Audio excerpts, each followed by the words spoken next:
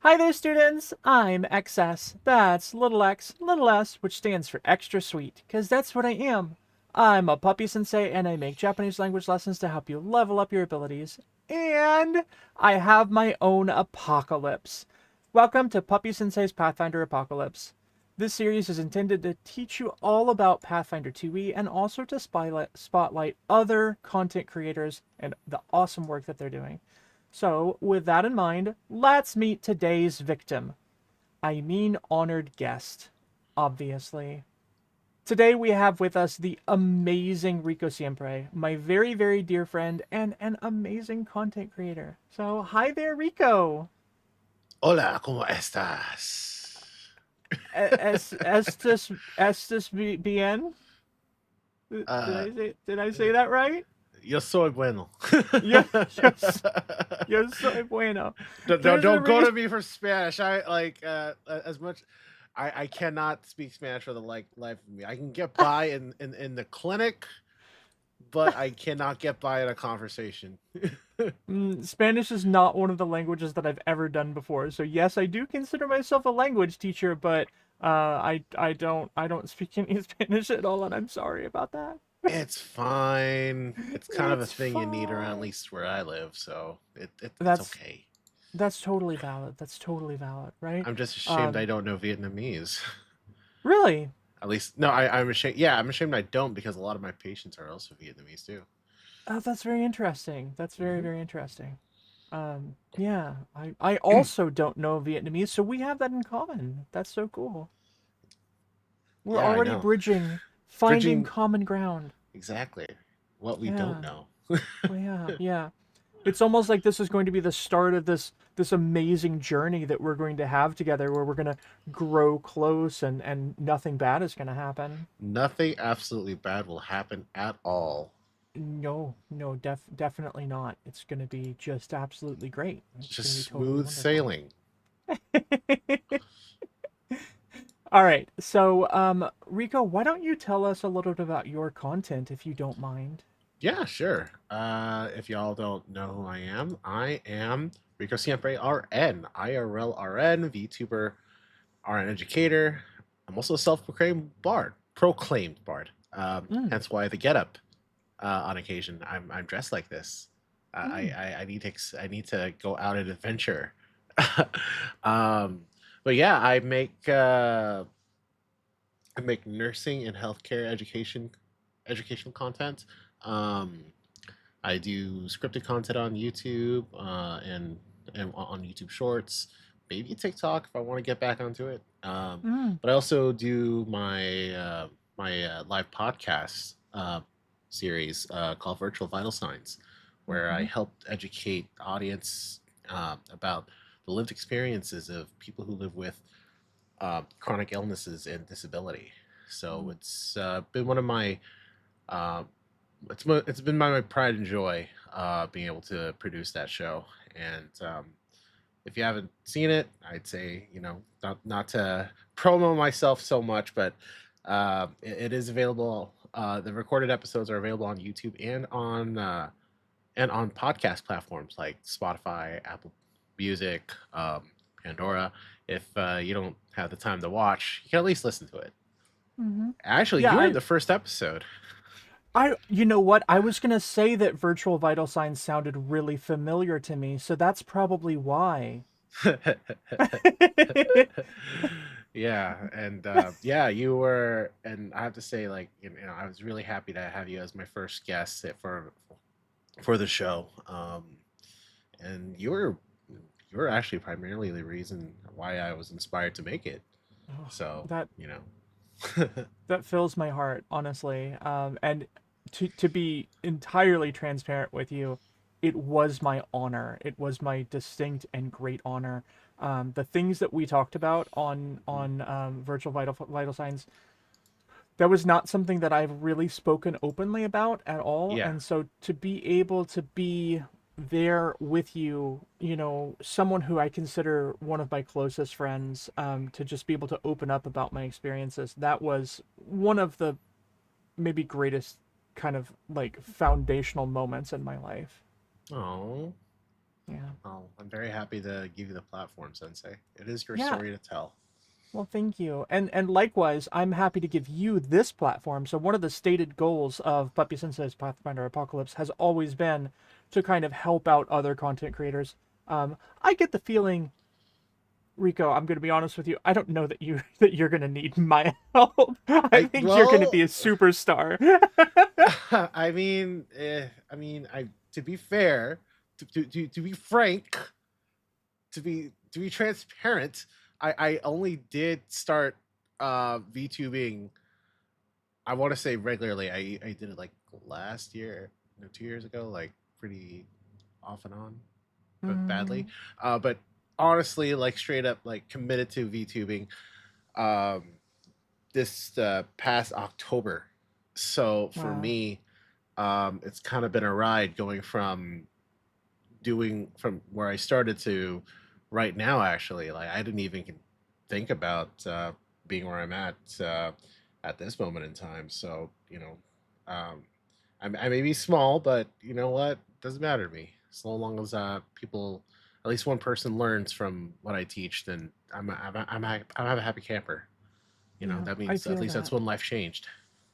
Yeah, I completely feel that. I've been saying that since the beginning of my journey. I started in July of last year, and my stated goal from the beginning has been if I can help one person learn Japanese, or in this case, what we do on this show, learn Pathfinder, get excited about Pathfinder 2e, you know. But yeah, these are definitely the goals that I aspire to as well, that I just want to help people, and I really value that so much in your friendship, Aw, because you regularly even just help me just as a person, and that matters. aw, of course. I mean, we're Yeah, friends, right? absolutely 100%. And in the spirit of friendship, um let's kill your character. Yes, let's. But I will be defiant until the end. I trust that. I figured as a self-proclaimed bard that Hmm. you would have something to say about the end of your story coming very quickly. But it is rapidly approaching, and so we I are gonna see. figure this out. Okay. Not a threat. Not a threat. Not that was not intended as a veiled threat. It's a threat, but No, it's a promise. yes, for sure, for sure. Until you turn this around on me and you end up winning all of your battles, and then I go, huh, how? What? That's only if I have a massive amount of luck. We're talking like a rigged nat 20 die every time. So very, very cool. I'm extremely excited. Did you give me loaded dice, Sensei? I don't think I don't think I'm smart enough to know how to do that from a Foundry point of view. So I should state as well, for this show we use Foundry VTT, Foundry Virtual Tabletop. We are in no way, shape, or form affiliated with Foundry Virtual Tabletop. We just happen to find it the most handy tool for accomplishing what we accomplish here. I love it. I know my manager also really loves being able to use it to modify things on the back end as we're putting the episodes together. But I do find that one of the things that goes along with this series is that I also get the opportunity to teach my players how to use Foundry, because it's such a wonderful tool. They did such a good job with Foundry VTT, and if you're out there and you're listening, we would accept a sponsorship. Just say.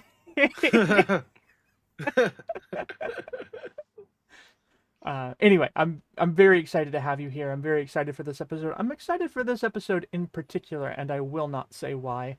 But I think we're gonna have a really good time. Yeah. Yeah, let's get the adventure rolling. Yes, I agree. I agree. So what we're gonna do is we're gonna start out by making your character. Now, Hmm. for those of you at home, when we make a character here on Puppy-Sensei's Pathfinder Apawcalypse, we've gamified the system a little bit. One of the things that I personally believe is that when you're bringing a new player into a game like Pathfinder, one of the huge hurdles that kind of prevents people from getting excited about this stuff is that a lot of people have a really hard time maybe wrapping their mind around what the numbers mean, right?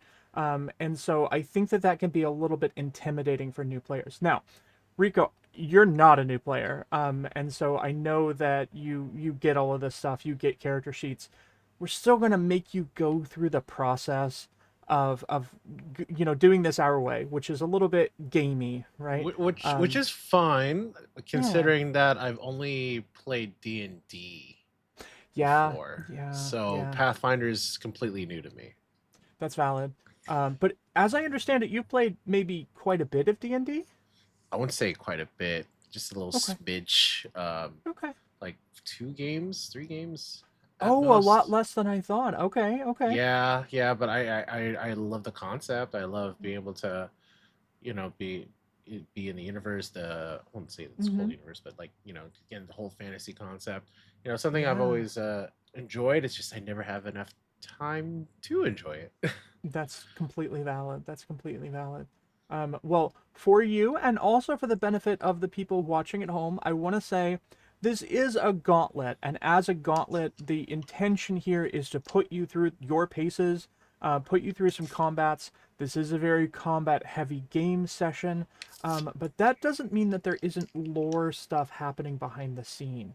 So I recommend both you, Rico, and viewers at home keep your eyes open as we put out more episodes of this show, because there are things happening, and I'm kind of always waiting for people to pick up on it. So, um, well, I think that this puts us in a good position to start making your character. What do you think, Rico?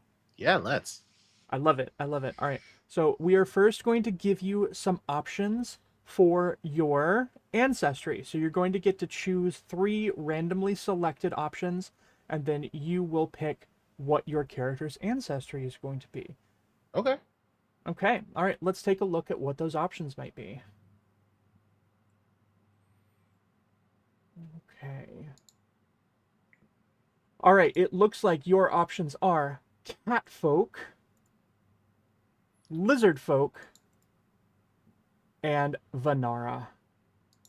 Can you explain to me what Vanara is? No. No. Okay.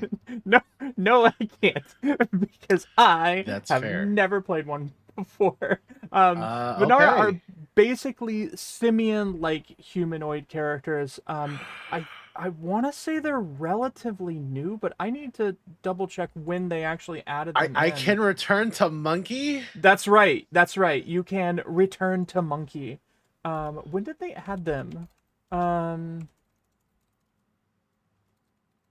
I'm, maybe they're older than I think. okay. I was thinking catfolk, but I don't know. Returning to monkey sounds pretty nice. It could be fun. Could be fun. Let me see what they get, just so I can give you some advice here. Um, Yes. Chotto checkしてます. I am checking right now. Okay. You might want to play a character that embodies the struggle between self-betterment and self-expression. You could potentially find it difficult to avoid pursuing a mystery or exploring a hidden area. You might thoughtfully consider the consequences of your pranks and your actions. You might be the type that enjoys sharing the knowledge of things that you've discovered with your friends, which you don't have here, except me. You're gonna be all by yourself. I got you all to That's myself. fine. Yes. Okay. Yeah. You also get a prehensile tail, which is pretty cool. Ooh. Yeah. Yeah. Look. Um. Okay. Then Yeah. let me return the monkey. Okay. Awesome. All right. We are going to have you as Vanara. Great. Perfect. Awesome. Monkey, monkey. Yay. Yay. I love it. All right, very cool. All right, we are now going to select your class. So let me tell you what your class options are going to be. Okay. Drum roll, please. Bada bada bada bada bada bada bada bada bada. All right, your class options are wizard, Mm-hmm. fighter, and summoner. Wizard, fighter, or summoner? Now, I can talk to you a little bit about Summoner because I've played one of those before. Summoners get an Eidolon, which is kind of like your you summon this kind of being to help you. That being could take different forms in different situations. But this would be the only way that you would ever get flanking bonuses in my game, because as a summoner, you would be able to summon your Eidolon and then use it to kind of position yourself and maneuver in such a way that you would flank your enemies. I would That's like kind to. of the only way. I would like to be a monkey with a stand. So sure, summoner. Oh my gosh, I love it. I love it. Um, yeah, that's really, really cool. I'm very, very excited about this. So the final thing that we have to do is we have to select your favored weapon. So we're going to pick Okay. some kind of weapon that you are in some way drawn toward. Now, that's not a mechanical thing in Pathfinder 2e. So you're not going to get like bonuses for this. This is basically just kind of for flavor. Ah, But I we see. Yeah, but we will be equipping you with this weapon, so that's something important to know. All right, your options for your weapon shall be a dagger, Okay. a spear, and sword and board. Uh, I've always done sword and board in a lot of my Dark Souls playthroughs. So yeah, that's Very cool. sword and boarded. All right, a sword and boarded Vanara summoner. I love it. I love it. Okay. This is going to be so much fun. We're going to have a really, really great time. Cool. Well, we will work to make your character a little bit. We'll get back to you in just a moment and we'll talk through some things. Okay. I'm really, really excited. Yeah, this is going to be great. Cool. All right. Well, we will see you in just a moment. All right. You know,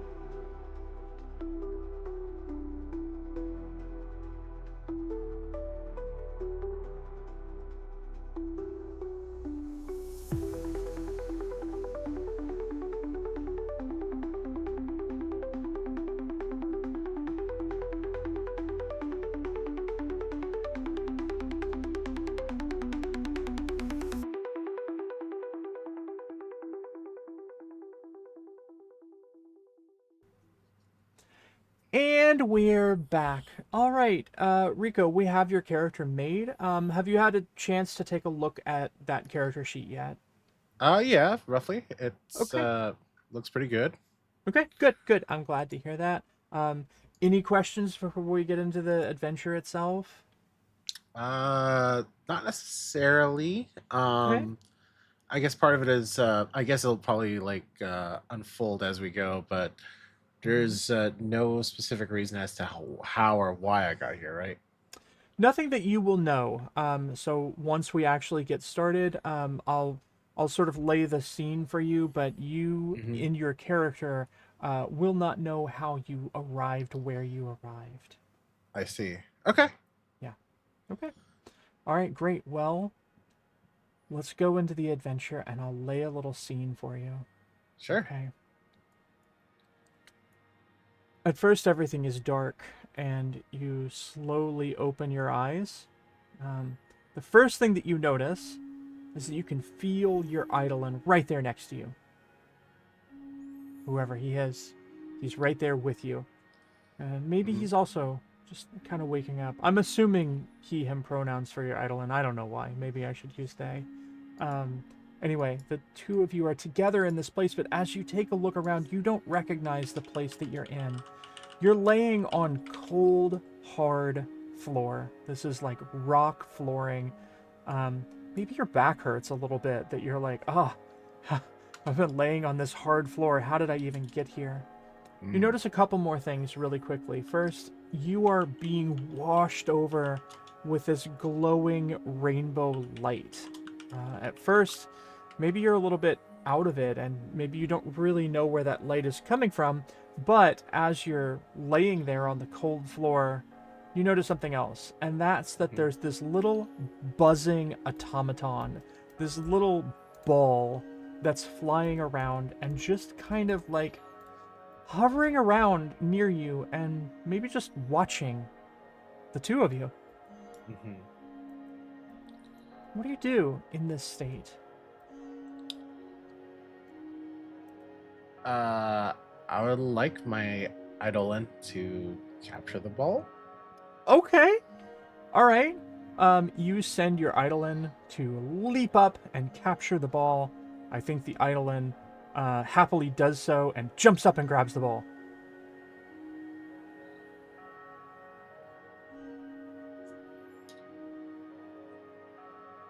What do you do now? Uh, can I? Let's see here. How can I perceive it or like detect it? Um, sure, you're wanting to do something like a perception check. Yeah. Okay. What are you specifically looking for? Um, Looking to see if there's any kind of danger to it, To or the specifically to the little ball. yeah, like if Okay. it's like dangerous or something that, or there's like a message on it. Okay. So if you are looking in Foundry, what I want you to do is I want you to go to Attributes at the top Okay. bar, and then go Yes. down to the second Perception. So Perception, not Initiative Perception. It won't be the purple one. Okay. Looks like it's plus 16. Yeah. And just click that and roll it for me. Roll. Okay, 21. 21. Yeah. So as your Eidolon leaps up and grabs this little ball, this little floating ball, it's obvious. First and foremost, the little ball is scrambling to get out. Its little wings are just flapping away, and it might be like flashing blue and I'm sorry, sorry about that, green and red lights, Mhm. as it's maybe clearly in some kind of distress, as it's sort of trying to get away from your Eidolon. But in terms of what you sense from it, you don't necessarily sense danger, but at the same time, there's something not right about this situation. There's something not right about the orb that's watching you.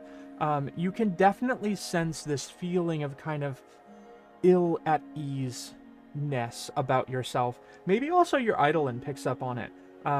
That while this thing isn't in any like it's not gonna harm you. It's got no weapons. It has really no. I mean, it could maybe like bonk you on the head, but it would just be like a ball falling on you. Um, so it doesn't seem capable of doing you any harm. At the same Right. time, though, you don't get a perfectly innocent kind of vibe check from it. Right. Hmm. So it doesn't pass a vibe check. Yeah, I don't think it's passing the vibe check. Okay. Uh, ang tagal mo, Simon! Siguraduhin mong nasa likod mo ako. Uh huh. So basically, I asked Simon to destroy the ball. Oh, okay. Okay. Um. All right. So I think your Eidolon maybe slams it down on the ground. What do you think Mhm. about that? Yeah. Okay. I think that the ball slams down on the ground with some incredible force. I'm not gonna make you roll for this. I Uh-huh. think rule of cool. Let's just roll with it. Yeah. Okay. Yeah. Yeah. Um, and I think the ball slams down on the ground and smashes into a bunch of pieces. Maybe one of its wings goes flying off in some direction. Um, and for a long beat, there's nothing but silence.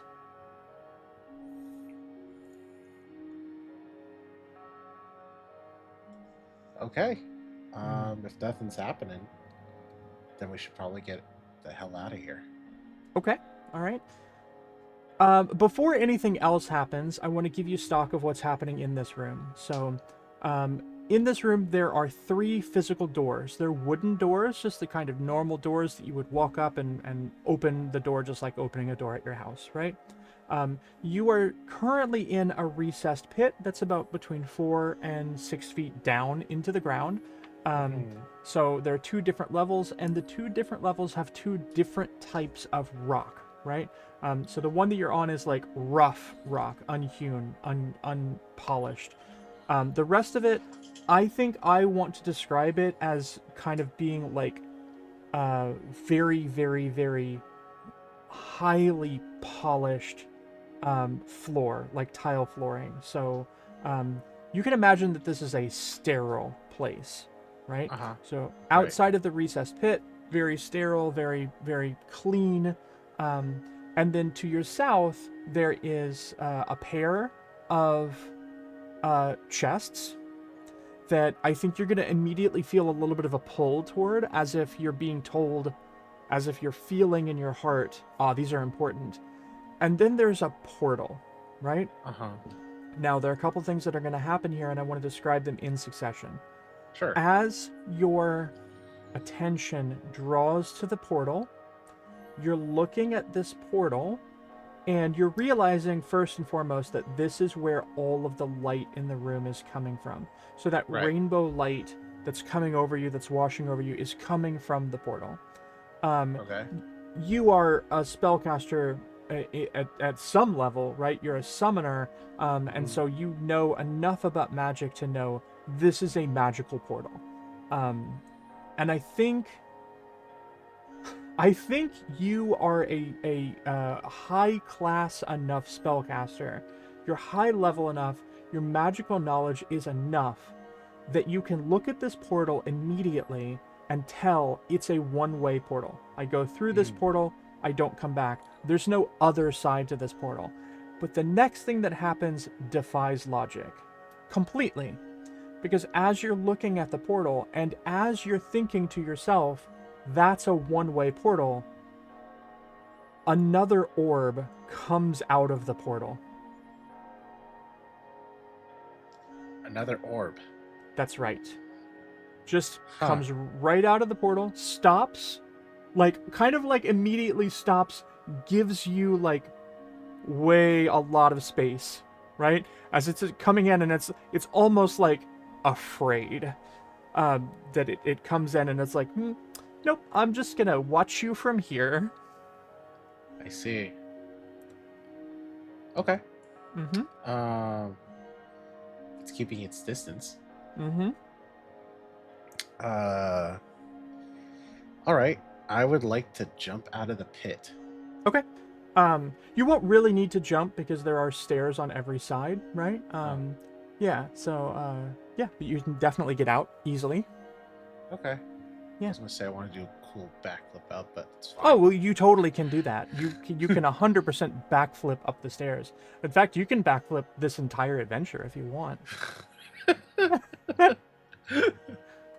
Yeah, sure. Let's backflip up the stairs. Okay, great. Well, which way are you headed? Are you headed to the south toward the portal and these uh, treasure chests, or to to the one of the south. doors? To the south. Okay, great. All right. Um, I'll let you control that, and I'll let you describe how your backflipping goes.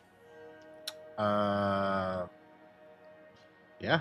Uh, basically, uh, right out of the pit. He sees the stairs, but I'm like, now let's do this with style. Eh, So he just takes off from the from the pit up into the upper floor. Okay, great. All right, so yeah, you should have control of your Eidolon, so you can bring it down to whichever chest you want it to go to. Okay.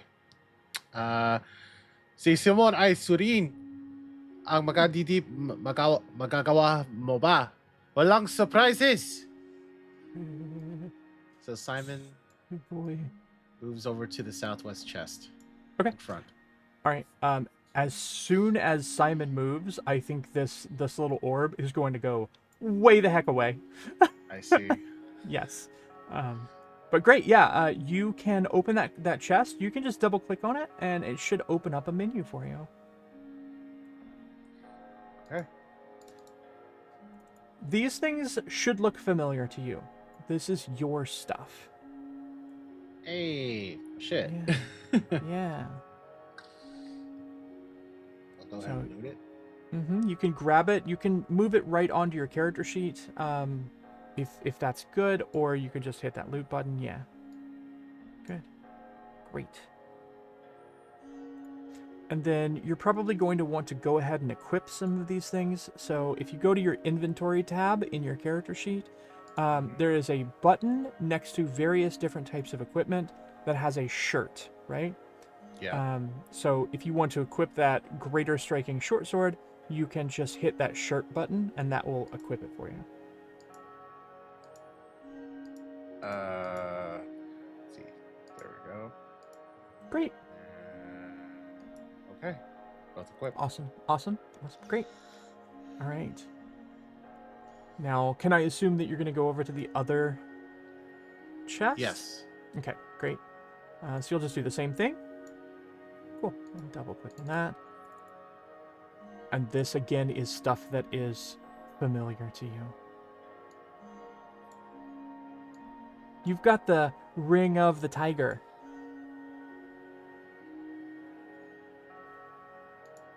That was a joke. Please, everyone laugh. I need it from my ego.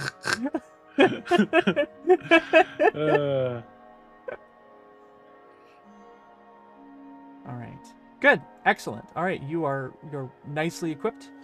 Wonderful. All right. Before we do anything else, I do want to tell you that you can actually move both of your tokens together. So if you click and drag, you can create like a box. And then if you wanted to, you could move both of them together in whatever direction you wanted. Oh, okay. Cool. Yeah. So good. All right. What are you doing next? You've got that portal down there to the south. You're fully equipped now. The orb is keeping its distance from you. I see. Okay. It's a one-way in portal, so I can't go out of it. No. Exactly the opposite. This, from everything that you can tell and everything that you know about magic, is a portal that you should be able to enter, but nothing should be able to come out of it, which is why that little orb coming out of it makes no sense to you whatsoever. Huh. All right. Well, let's go ahead. Simon and I will move forward then into the portal. Okay, great. All right. So into the portal you go. Okie dokie. As you enter this portal, you're going to find yourself someplace entirely new. You will feel as though you're kind of, for a moment, being stretched incredibly thin, right? So kind of imagine traveling through this portal. If you think about the way people like disappear in Star Trek when they're using the teleporter, they kind of like disappear all over at the same time. Think about this as you're being grabbed from somewhere in your midsection and you're just like stretched out like spaghetti. And you're pulled through this long arc of some other place, some other realm, some other world. And then you will feel hot. The first thing that you feel is very, very, very hot. And we will move into the first location that we're going to go to. As you find yourself probably at the top of some kind of volcano. Oh, Off, off in the distance, you're seeing down from the top of some very large mountain. It's hard to make out anything in the distance because this mountain is in fact so large, but you seem to be, if not on the peak of it, maybe you're at one of the the buttes at the top of one of the mountains, right? Um, right. but you are this incredibly elevated location. It is very very very hot, but also suddenly this change in pressure is very very sensitive to you because now you've teleported into a place where you are suddenly way high up in the mountains, and so I think for a moment you're probably going to have a hard time breathing, but you don't even really have time to take that in because a number of things are going to happen all at the same time. Now, your attention will be drawn to this raised platform over here, where in fact you see a young white dragon. There are 4 cultists around the young white dragon.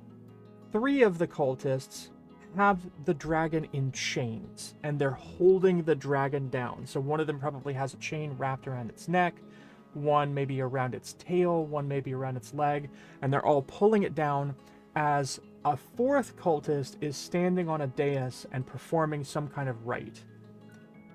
You pop into this scene suddenly, coming as if out of nowhere, and everyone's attention is suddenly drawn to you.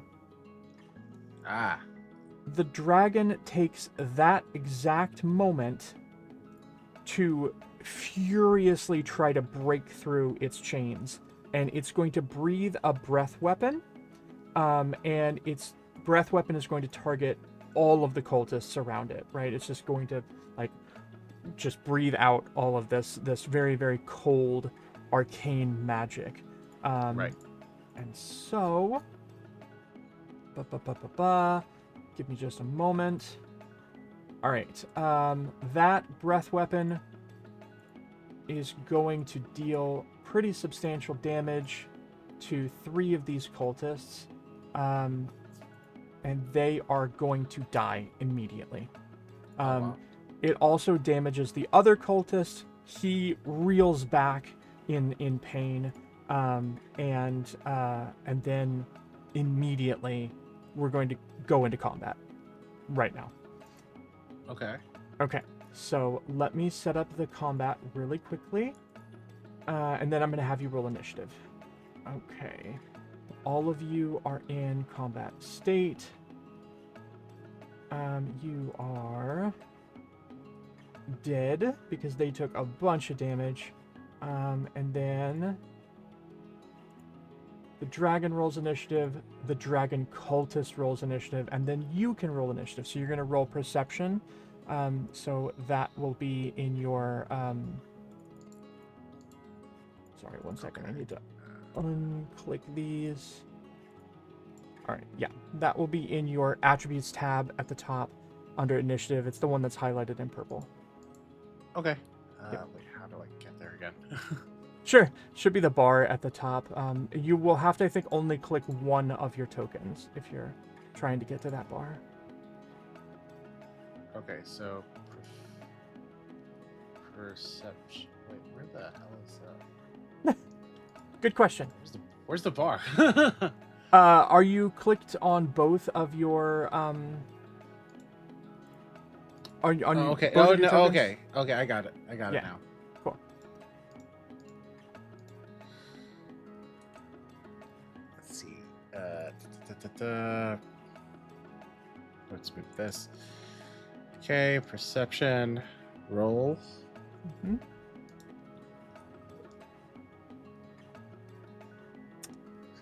Why 22? didn't that work? 22. Oh, okay. You rolled a perception check, but I can use that as your initiative. That's perfectly fine. Oh, sorry. No big deal. No big deal. But the perception initiative is the one that's highlighted in purple, but that's fine. That's not your issue. That's Okay. Something entirely different. So, all right. Let me just set your initiative. All right. The next thing that you're going to need to do is the white dragon has an ability called Frightful Presence. when a creature first enters an area where that dragon is, they have to attempt a will save. Regardless of the result of that saving throw, the creature is temporarily immune to this frightful presence for 1 minute, right? So you will need to do this will save. And if you are looking at the chat log, it's way down at the bottom. I see it. Yeah, and just click that. That DC 20 will save. I click the box here. Yeah, you just click the DC 20 will. It'll show up as a little red thing. Do I roll? Yeah, roll for it. Okay, a critical success. All right. You are entirely unaffected by the dragon's presence. This thing doesn't scare you. And rightly so, because you've been around. You know what's up. I hope I know what's up. Yeah. I'm more curious, if anything. Yeah, you are curious. I agree. Okay, good. Well, the dragon cultist is actually going to go first. It has a slightly higher initiative than you. Okay. So let me see what I want to do with you, little dragon cultist. I think I'm going to put on your striking short bow. And I am going to... not going to put on your striking short bow. I don't want to do that. I'm going to have you move instead. Let's see. That's 30 feet, really. 35. It's going to take two movements, unfortunately. I don't love that. It's kind of upsetting. Plus, I've got that dragon to tend with. I think the dragon cultist is going to find a better vantage point to take this battle on. So let's move...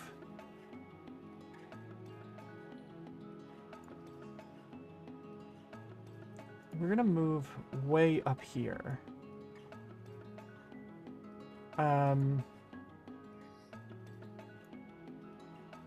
And from there...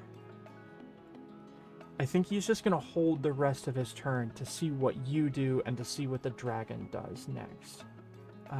So that is his turn, which would bring us to you. Okay. All right. Can I sense motive from the dragon? You can do a perception check on the dragon. Sure. Which is, yeah.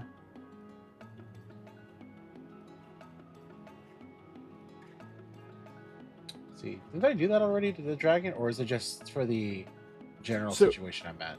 Yep, you've rolled initiative, which you do with your perception, but you'll also roll a perception skill check specifically on the dragon. Okay, yeah. Let's do that then. Okay. So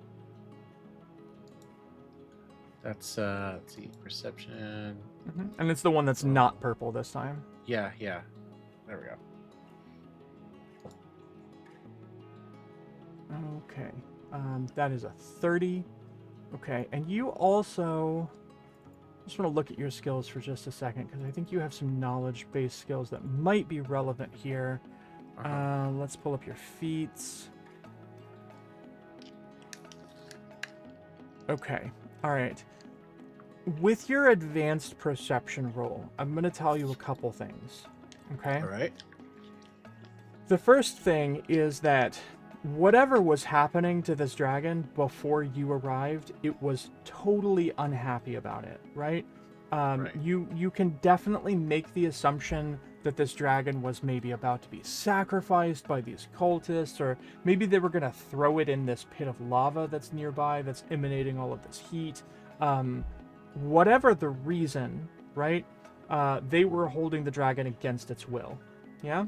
Right. Okay. Your strong assumption is that, as a result, the dragon would want to fly away, get away from the cultist, get away from the pit of lava, anything like that. Maybe go after the cultist, maybe go directly for the cultist and bite his head off. Right. But instead, the dragon seems entirely focused on you. 100% focused on you, 100% you've drawn all of its aggro, and that doesn't make any sense to you whatsoever.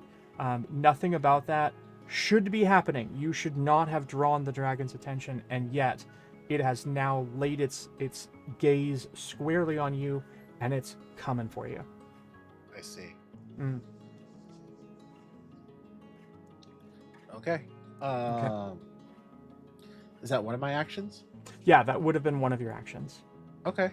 Can I have my phantom friend Simon do a Mm-hmm. perception on the dragon cultist? Yeah, absolutely. I mean, yeah, we can work with that. That's no problem. So that will be one of your Eidolon's actions. I think your Eidolon actually has different. Well, the perception is the same, so same perception. So you'll do the same thing, just roll perception again. Okay. Okay, 24. Not quite as good a roll, but I think that the information that you're getting through your Eidolon's eyes is this dragon cultist is engaged in battle with you. Right now, maybe that makes a little bit more sense to you because maybe you showed up and interrupted his ritual and now all of his friends are dead. And so maybe that's why he's suddenly aggroed on you. But again, regardless of the reason, they are now coming for you. And while they don't seem to be necessarily working together, they are both your enemy in this moment. I see. Yep. Okay. Okay. So we got 2 more actions, right? Yes, that's correct. And you have taken an action for your Eidolon. I'll count that as one of your Eidolon actions. And so you can do whatever you like with the last 2. Okay. Mm-hmm. Can I recall knowledge? What would you be wanting to recall? Something about the dragon, maybe one of the dragons. I see that I have like something on occultism, so I'd like to know what the hell is going on. Okay, you want to try to interpret what this ritual was? Yeah. Sure. Um, okay. So you can roll occultism. You've got plus 14. That's really good. And then based on your roll, I'll give you more information about what was happening. Sure. Okay. Okay. All right. That's perfectly fine. That's a 27. That's really, really good. All right. Based on all of your knowledge of occultism, this was an attempt for this dragon cultist to take in the power of the dragon. They were going to sacrifice and kill this dragon, and in doing so, the dragon cultist was attempting to gain dragon powers, right? And I think that you probably know well enough to know that there are different classes of dragon. This dragon cultist, probably based on his dress, his manner, his style, all of these things, would not be associated with a white dragon typically. He is much more of some kind of fire cultist.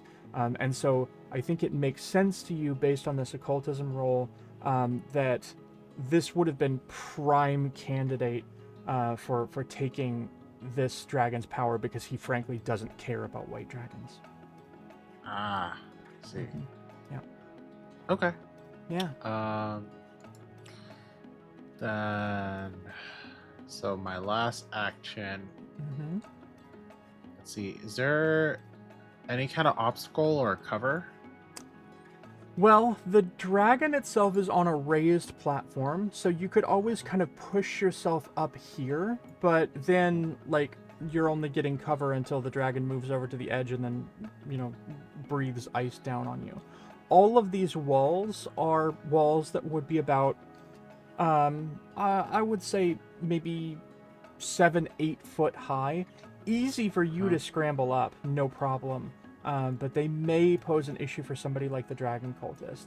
And then, of course, there's another wall that goes down that would sort of hide you to the south here. Okay. Let's see here. And my Eidolon, we move together, right? You don't. You move No, we don't. separately. Yeah. Move separately. Okay. Okay. Um.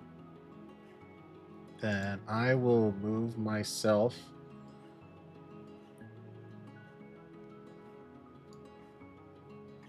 to.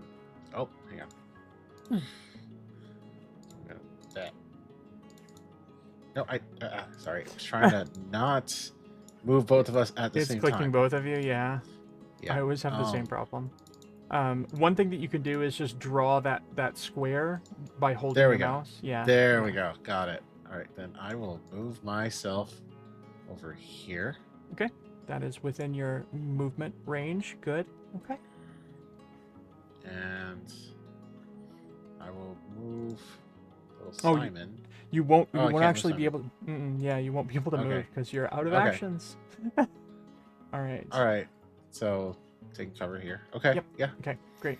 That brings us to the dragon. Now, what am I going to do with this dragon? Um.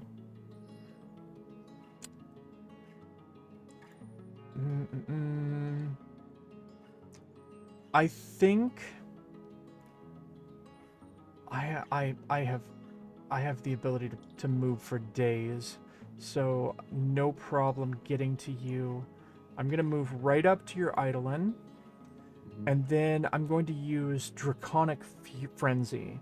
So I'm going to be able to make 2 claw strikes and 1 tail strike on your Eidolon. Uh huh. Okay, so claw strike.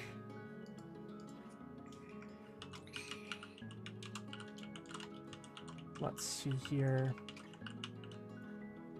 All right, that is a miss on a 28.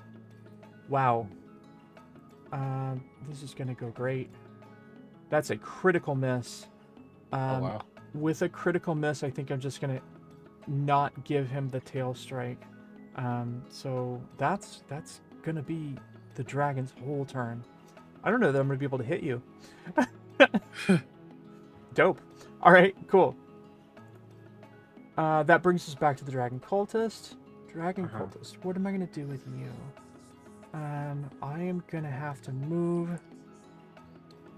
At 25, I can get there, move right ahead of you, and then I'll attack you. I don't think I have much of a chance to hurt you here, but we'll do our best.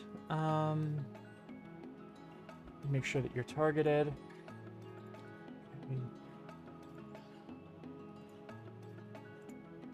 That's a miss. I'll take another attempt to hit you. It's a miss on a 24, and a 27 also misses. All right, that's my turn.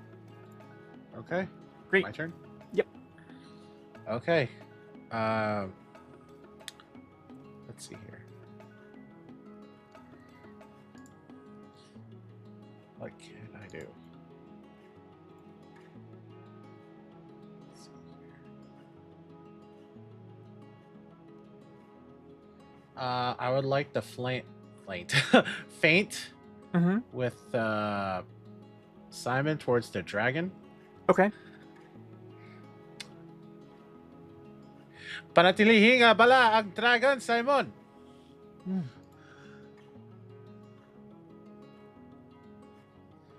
What would I do? Is that a... Let's see. So you're using... Do you have a skill feint? Would be skills. There is no skill feint. Yeah, I'm not quite sure what you want to accomplish. Oh, okay. I basically want to distract it. Okay. Okay. Oh, okay. So, is that a right. perception then? Deception. I think. Deception. Yeah. Okay. So Am I locked in with that, or can I choose another option? No, you can totally do something different. That's perfectly fine. Okay. Then let's...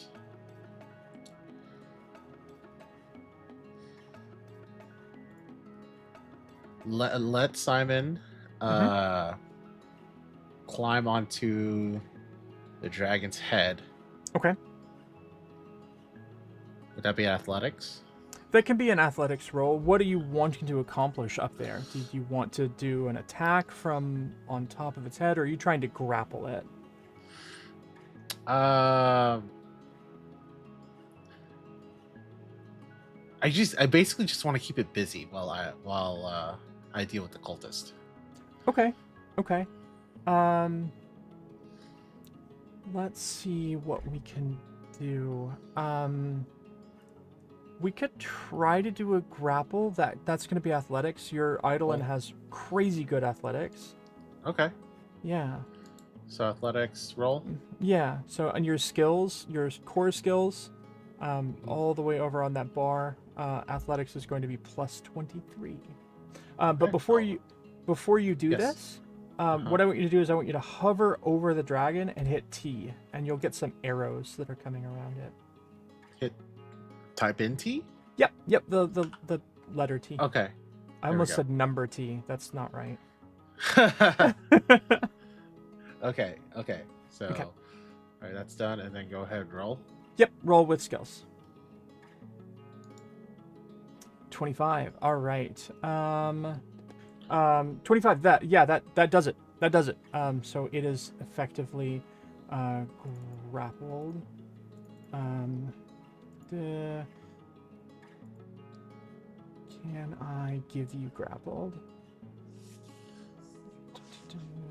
No. Yes, I can.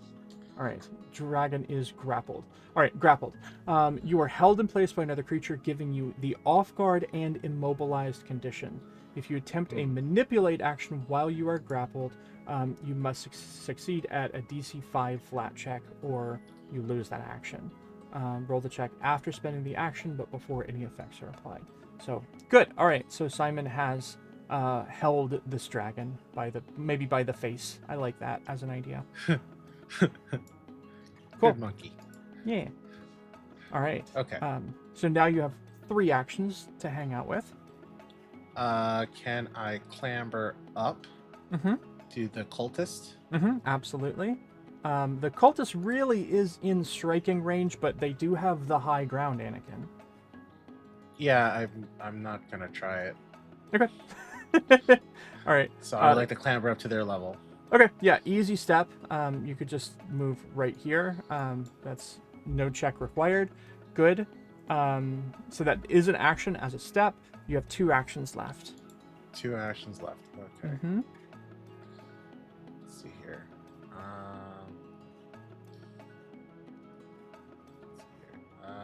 Let's go ahead and strike the cultist. Okay. So make sure you have the cultist targeted, right? So again, just highlight over it and hit T. And then you have strikes in your character. You're going to be probably using your sword. And so the first one is a plus 22. So that's the one you want to roll. Okay. Plus 22. Go ahead and roll. That is a critical hit. Great. Really, really wonderful. You're going to want to hit that. Yeah, you're going to want to hit that critical button there. No, I need to draw a card for you. Hold on just 1 second. Oh, okay. Card. This is critical fumble.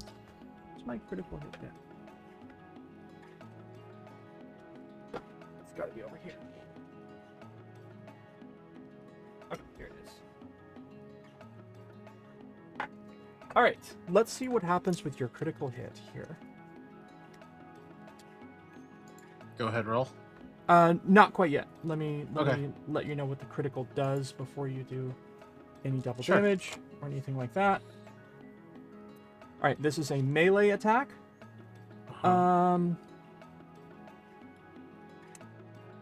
You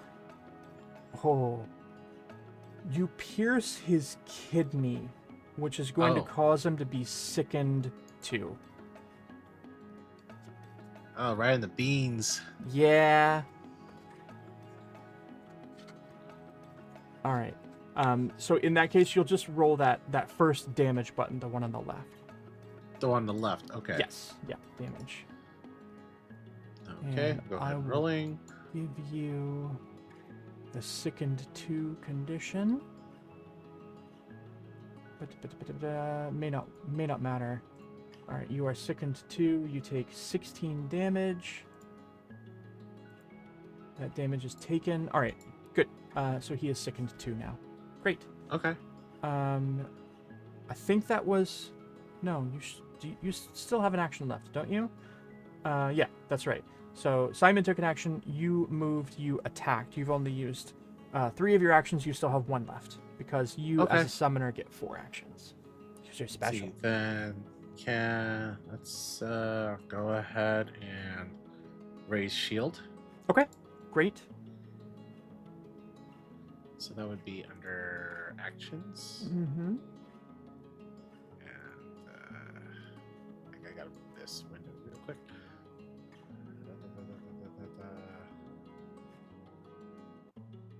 Is it under? Where are you, Raise Shield? Oh, here it is. Got it. Okay, It's under. Technically, it's under strikes. Ah, that makes sense. All right. And then do I just go ahead and? Yep, your shield is raised, so you have that as a bonus now. All right, so you position your shield to protect yourself. When you have raised your shield, you gain its listed circumstance bonus to AC, so your AC has gone up. Also, your shield has its own set of HP that it takes before it breaks. So, cool. I see. Awesome. Hey, All right. got all 4? Yes, I think so. Okay. You're going to go back to the dragon. The dragon is upset about this whole thing about being held. Let's see. What does this dragon want to do?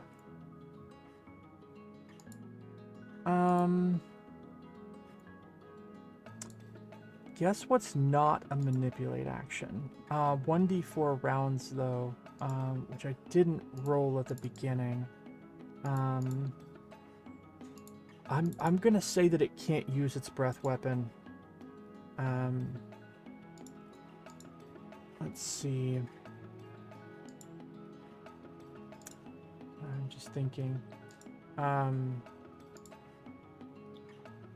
Let me see how many rounds until I can. Okay, it will be 3 rounds in total before I can use my breath weapon.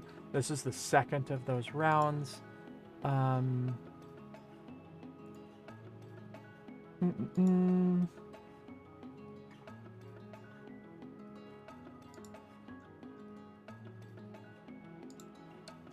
Okay, I think I'm gonna try. I don't know that I'm gonna be able to throw you off. That's the problem.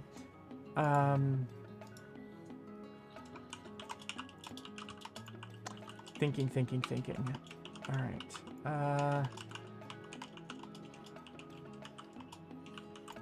Okay. I succeeded in my flat check to not be grabbed. So I can take actions. So I think I'm probably just gonna try to strike you. Let's do a Draconic Frenzy. That would be 3 strikes against Simon. Let's see how this goes. That's a hit. That's a hit on Simon. Okay, so damage. Rolling that damage now. That's 18 damage. So what I need you to do is I need you to take that damage, hit that first damage button at the far left in the chat. All right, with your character highlighted, just hit that damage. Okay, all right, you took 18, great. I get to do another attack. Hopefully it goes as well for me. It did, great. I'll roll the damage again. Another 18 damage. Just make sure you're taking that with your hero. Great. And then I'll get to make a tail attack. Less likely to hit, but we'll find out how it goes.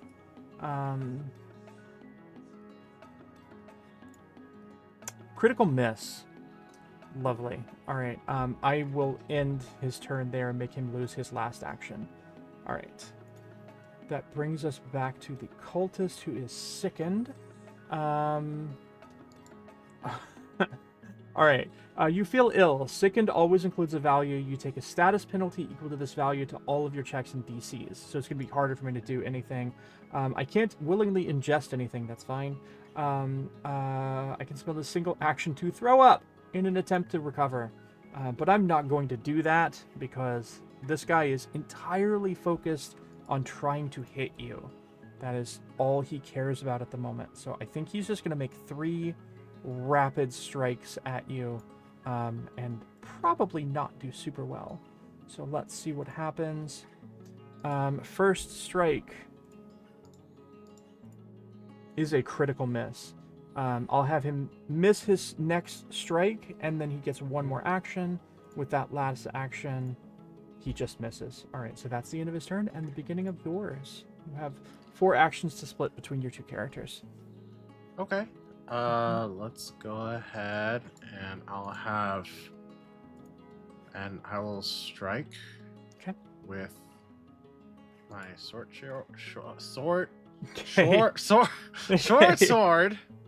Just make sure On you have the cultist. cultist. Yeah, make sure you have him targeted. Yeah. With T. All right. I'll stop reminding you of that. No, that's cool. I got it. Now, sometimes it helps with reminders. It's true. My first time with the system. Yes, for sure. Thank you, Navi. All right, that's a hit. Great. You can roll that damage. Okay, 14 damage. Nice damage. Okay. What do you want to do next before you do anything? Before I do anything. Yeah, before you actually do anything, what is your next goal? So you've used 1 of your 4 actions. You have 2 left that you could use with your Curious Adventure, or you could use 2 for Simon, eh? How do you want to do it? What's your next goal that you want to accomplish? Attack again, same guy? Let's see here.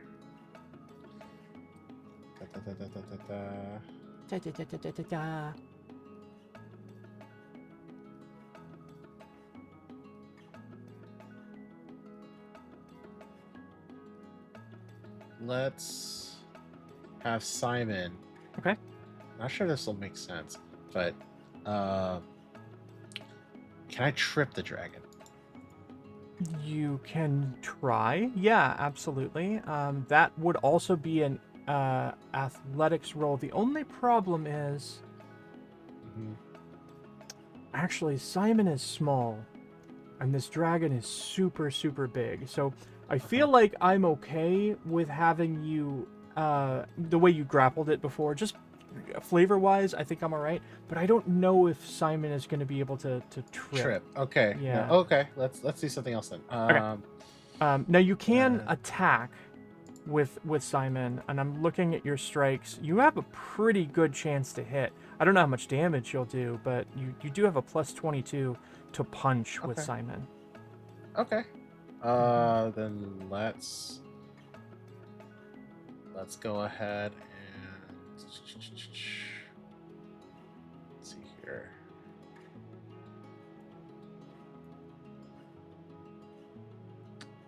Actually, what are... Yeah, let's go ahead and strike the dragon then. Okay, great. Make sure you have the dragon targeted. Okay. And then by clicking Simon, you'll just do your strike, and it should be the one that looks like a fist, I think.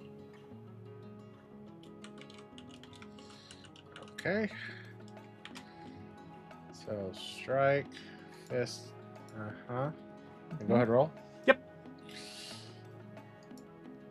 That's a hit. Great. You can roll that damage. I think you do get damage bonuses from your hero's weapon. So. Oh, okay, cool. Yeah. So go ahead and. 손톱기 roll. ng dragon sa mukha nito, Simon. Yes. Okay. Good. Young dragon took 16 damage. Very good. All right. So both of you have taken an action. All right. So I got 2 more actions, right? That's right. Okay. Let's go ahead and let's see here. All right. I will go ahead and let's see here. Oh, put that. Okay. All right. Let's go ahead and I will strike the cultist. Okay. All right, great. Make sure you have them highlighted, and then when you look at your skills, if you look at Uh-huh. strikes, you're going to have several sets of numbers. So you see the first number is plus 22. What you want to do Mm-hmm. now is you're going to want to hit that plus 18, and let me explain why. In Mm-hmm. Pathfinder 2e, we have something called the multi-attack penalty, right? Okay. So the multi-attack penalty means that the more often you strike an enemy, or strike in general, just the more often you take any kind of attack action, Right. it will be harder for you to hit, right? I see. And Okay. so now it becomes a plus 18 instead of a plus 22. So you'll Okay. hit that plus 18 button. All right. So plus 18. Mm-hmm. Go ahead and roll. That is a critical hit. Okay. Let me pull another card for you. Ah. All right. Wow, this guy. You stab him in the leg and give him a leg wound. So the effect of the crit is that he takes a negative 5-foot status penalty to his land speed until he's had the opportunity to heal. So now it's much harder for him to get away, especially considering the fact that he's on a ledge. Mm-hmm. So you will hit that damage button just per usual. Okay, he's going to take 8. Okay. Now, technically speaking, I think if you were to attack again, I believe that we actually should have given you the map penalty 3 times because you both share the map penalty, but that's perfectly fine. That's okay. I figured you were probably going to hit anyway, so that's all right. But if you were going to attack again, you would use that 3rd attack penalty. I see. Mm-hmm. Okay. Yep. I think I'm just gonna raise my shield again. Okay. Smart. Very smart. There we Good. go. Excellent. Okay, perfect. Cool. I will move on to the dragon's turn now. I think this would be the 3rd turn. So I think it can't use its breath attack again for 3 rounds. This is the 3rd round. I think it can use its breath weapon again. So I think that's what I'm gonna do. It's a 2-action attack. I'm gonna... It's a 30-foot cone? A 30-foot cone. Maybe I want to move, actually. Is the Cyber still on its head? You make a good point. I mean, it could try, but it'd be hard to be in the line of fire. Yeah.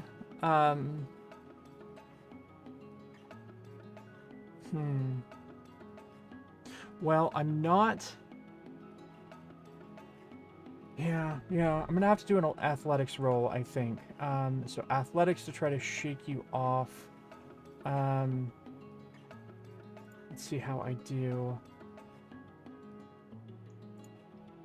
32 athletics check to shake free. Believe that's gonna do it. I think it just does. Because I think your reflex is 21. So I need to beat a 31, which I think I do by 1. Unless I'm wrong, I think that's the way that works. So I think I should be shaken free. And I think I can even use my breath weapon on all of you. You do have to make a DC 24 basic reflex save, which I will put in the chat for you. Mm-hmm. There, it's there now. So I believe you have to make that twice. Once for you and once for your Eidolon. Okay. How do I go about doing that? There is in the chat a DC 24 basic reflex save, and the Dragon Cultist also has to make this. So select at least one token. I did select at least one token. Roll for that.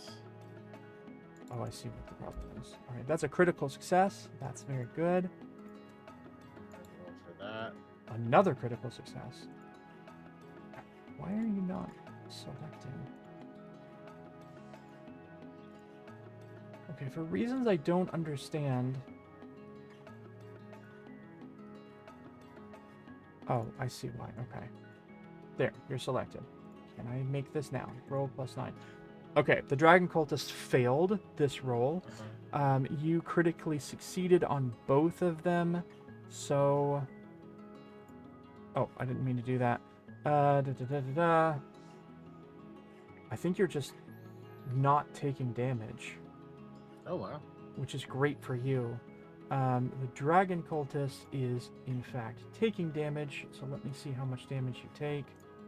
You take 25, which will kill the Cultist. I see. Okay, great. That's the dragon's whole turn. Brings us back to you. Okay. How far away is the dragon from me? So you can actually measure. If you look at the top left, there's a little ruler. You are currently 15 feet away. You have 10 feet of movement over climb, so you, in fact, can make it right up to the dragon. You could make it... Can I do a plunging attack? Plunging attack.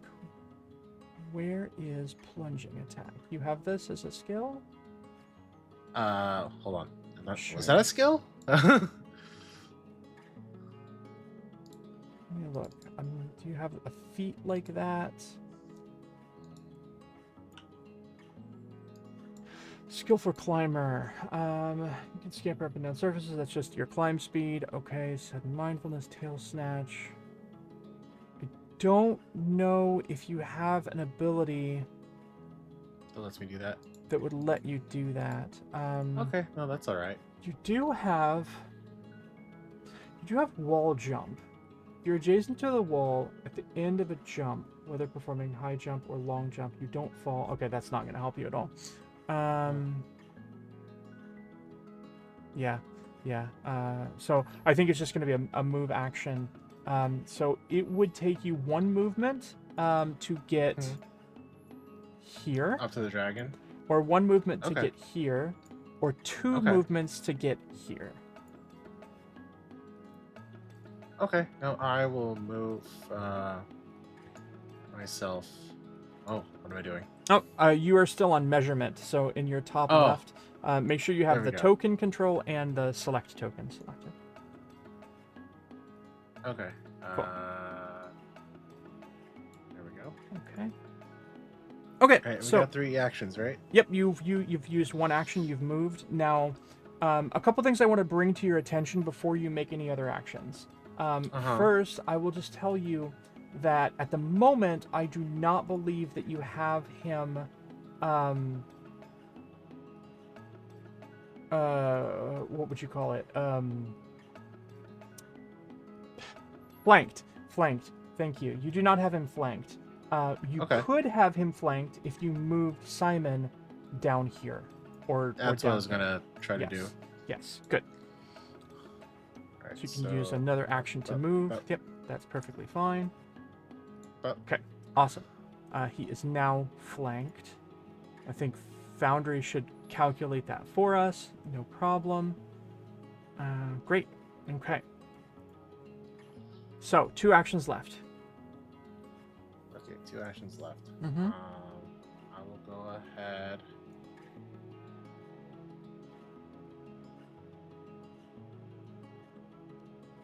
Let's see here.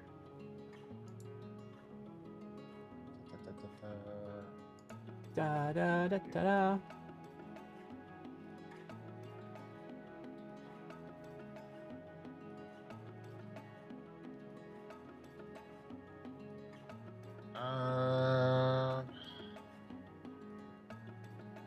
All right, let's go ahead and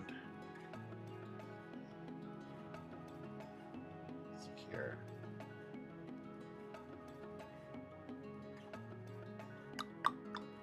Mm-hmm. Okay, you know what? Let's just go ahead and I'll have Simon grapple again. Okay.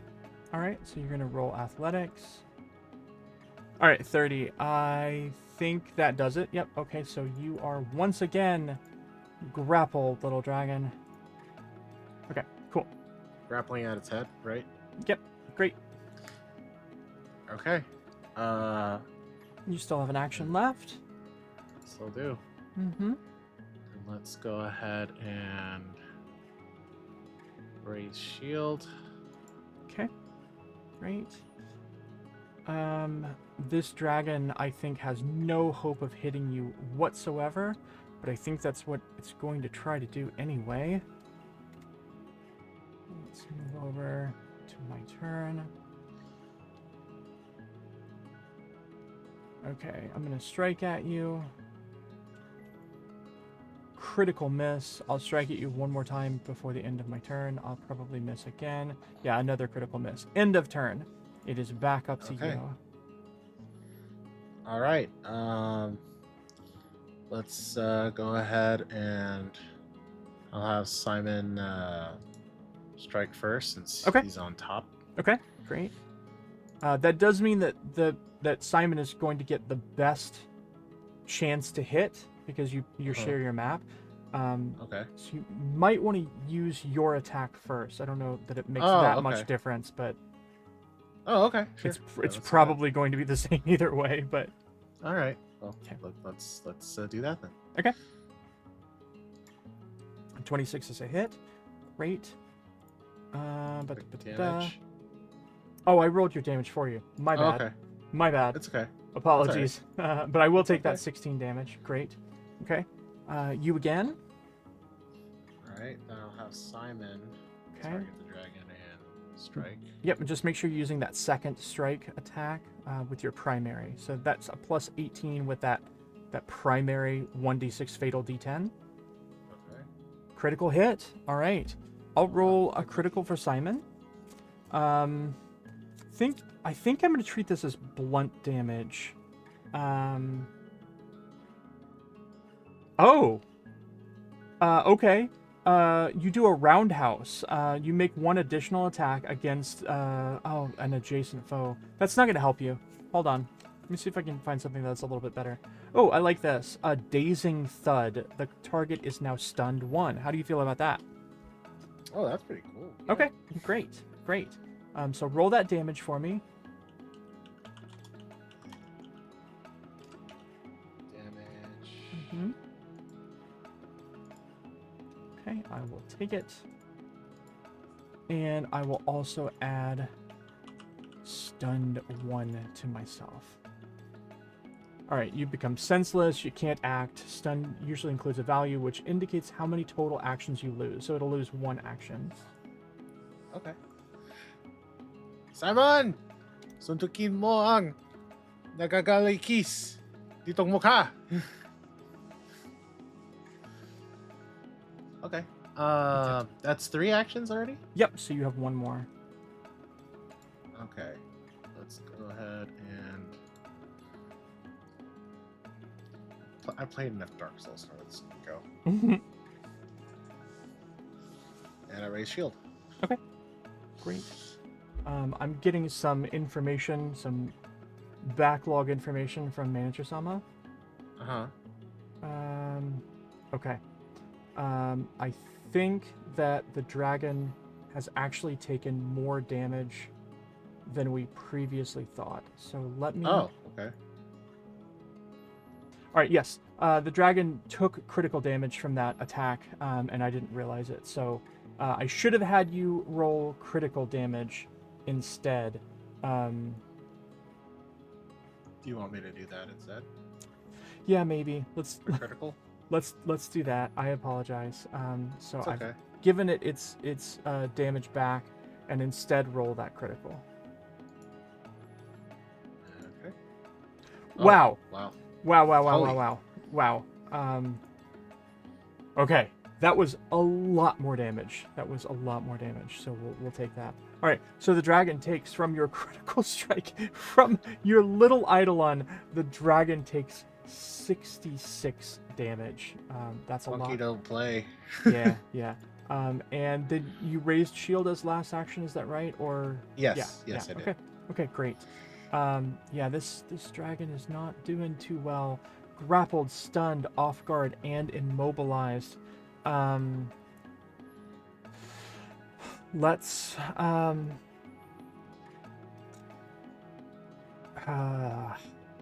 feel like that's not a good idea. I was thinking about having him do ground slam, but I think that you're just gonna slip right out of that. So I will try to attack you. I don't think this is gonna go particularly well, but that's a miss. One more go. That's also a miss. All right. Okay, it is your turn. This is going swimmingly for me. Oh, okay. Does this normally go as well? The first battle is always intended to be the easiest, but you are I going see. up against a dragon, so I thought it would be a little bit more difficult, but we'll see. We'll see how it goes. Okay, sure. Yeah. All right. Let's go ahead and strike the dragon again. Okay.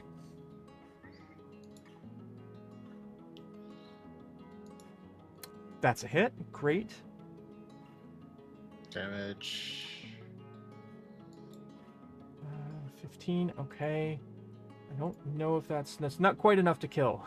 He's on his last 2 HP.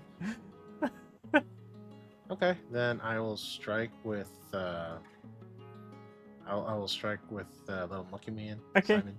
Giving the little monkey the last hit, the kill honor. All right. Yeah. Nice. Oh my gosh, it's a critical hit. Wow. I'm gonna pull a card for you. Disembowel, triple damage. Disembowel the dragon, this little monkey. I think maybe the monkey just goes right through the dragon's heart. I don't even know if there's a purpose to roll the damage here, but go ahead and roll critical. Okay. Ooh. Wow.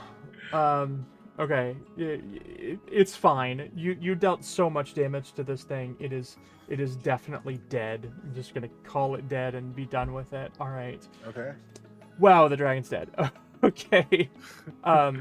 The very moment that dragon falls, a door appears right about here.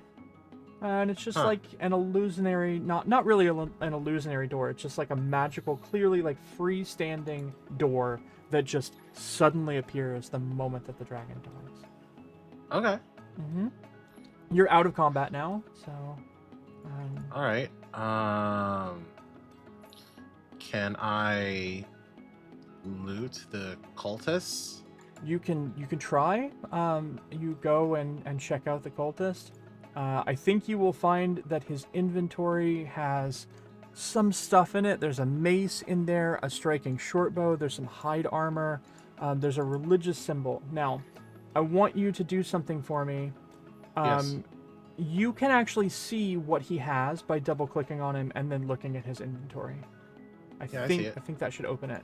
I don't want you to move anything into your inventory. Okay? Yeah. Instead of moving anything into your inventory, I just want you to tell me what it is that he has that you might want. Do you want it all? No, I don't want it all. Okay. What are you taking with you? Hold on, let me see my inventory real quick. Okay. I will. Let's see here. I wouldn't spend too much time thinking about whether or not any of these things really might be beneficial to you. I mostly just want to know if you, in your character's mind, would grab stuff off of this guy at all. In my character's mind? Yeah. Okay. I'd probably grab the short bow and the religious symbol. Okay, great. Don't move those onto your character sheet, but let's say temporarily that you're holding a short bow and a religious symbol. Okay. Where are those on your person? Are they in your hand? Are you carrying them with you? Can I put it on my back? Yeah, you can put it on your back, absolutely. So maybe you feel that short bow on your back. Yeah. Just as you're putting it up. Okay, great. What do you do next? and let's double check the other two cultists. I think Those that are their bodies are probably completely Oh. demolished. Everything that they had is probably totally wiped out when the dragon like did their breath weapon, just destroyed them. Okay. Yeah. Is there anything I can scavenge from the dragon by using Simon? Probably not. The dragon doesn't have any inventory. It obviously isn't carrying anything. At best, you could maybe rip off a scale or something like that. Okay, Okay. we All can do right. that. Okay. Yeah. So maybe you rip off one of its scales. Good. All right. Never know if it's handy. Yeah. Yeah. Okay. Great. Okay. All right. What are you doing next? Uh, is there anything else in the area? Not really. There's this like caldera with lava in it. There's this altar, but there's nothing on the dais. Rocks and hot rocks. But that's about it. Is the door the only way out of this area?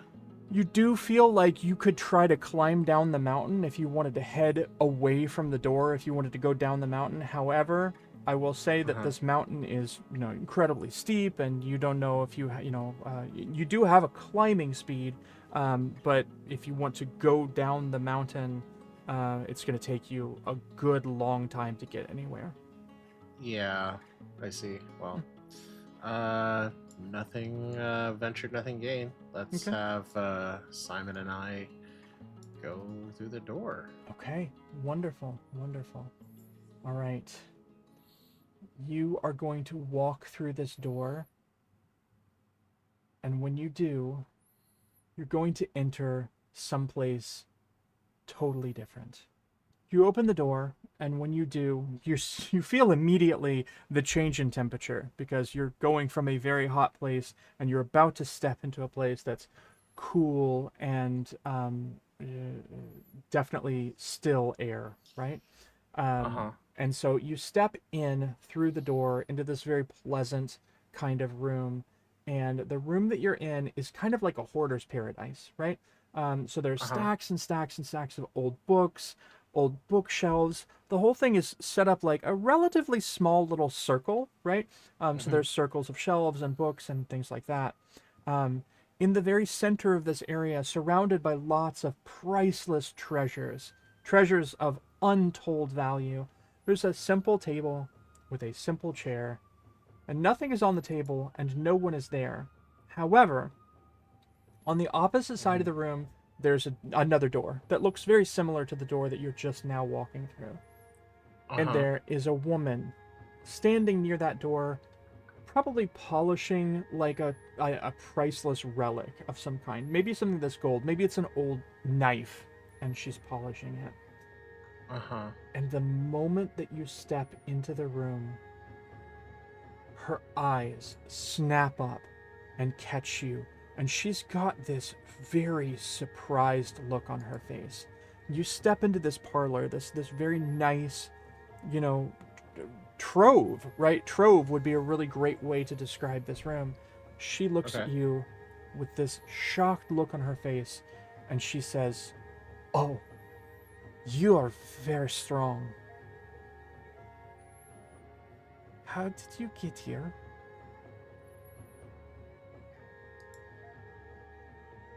Uh, okay. Let's see.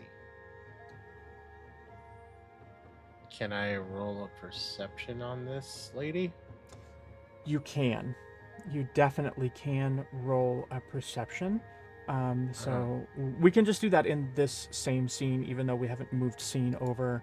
But Sure. yeah, just roll a skill, or I'm sorry, an attribute perception, not the purple one, but the other one. Perception, perception. Okay. Mm-hmm. Mm-hmm. 24. Okay. With your perception roll, I'm going to tell you two things that you notice immediately. A lot just Okay. happened. You just stepped through this Uh-huh. door. You just surprised this woman. You're rolling perception to see about her. But the other thing that I want you to notice immediately is that you had a Uh-huh. short bow on your back. You literally just put it on your back. Uh-huh. It's gone. Oh. That's the first thing that you notice. The second thing that you notice is that she's staring at you with this kind of shocked look on her face. And for a moment, for just the tiniest glimmer of a moment based on your perception roll, you think that you see hope in her eyes. Okay. Hmm. Whatever happened to that religious symbol? You can't find it. Huh. Mm-hmm. Huh. And I think Okay. likewise, the scale, if Simon took the scale, suddenly your little phantom is looking down, his little hands going, what? Where'd my scale go? Okay. First things first.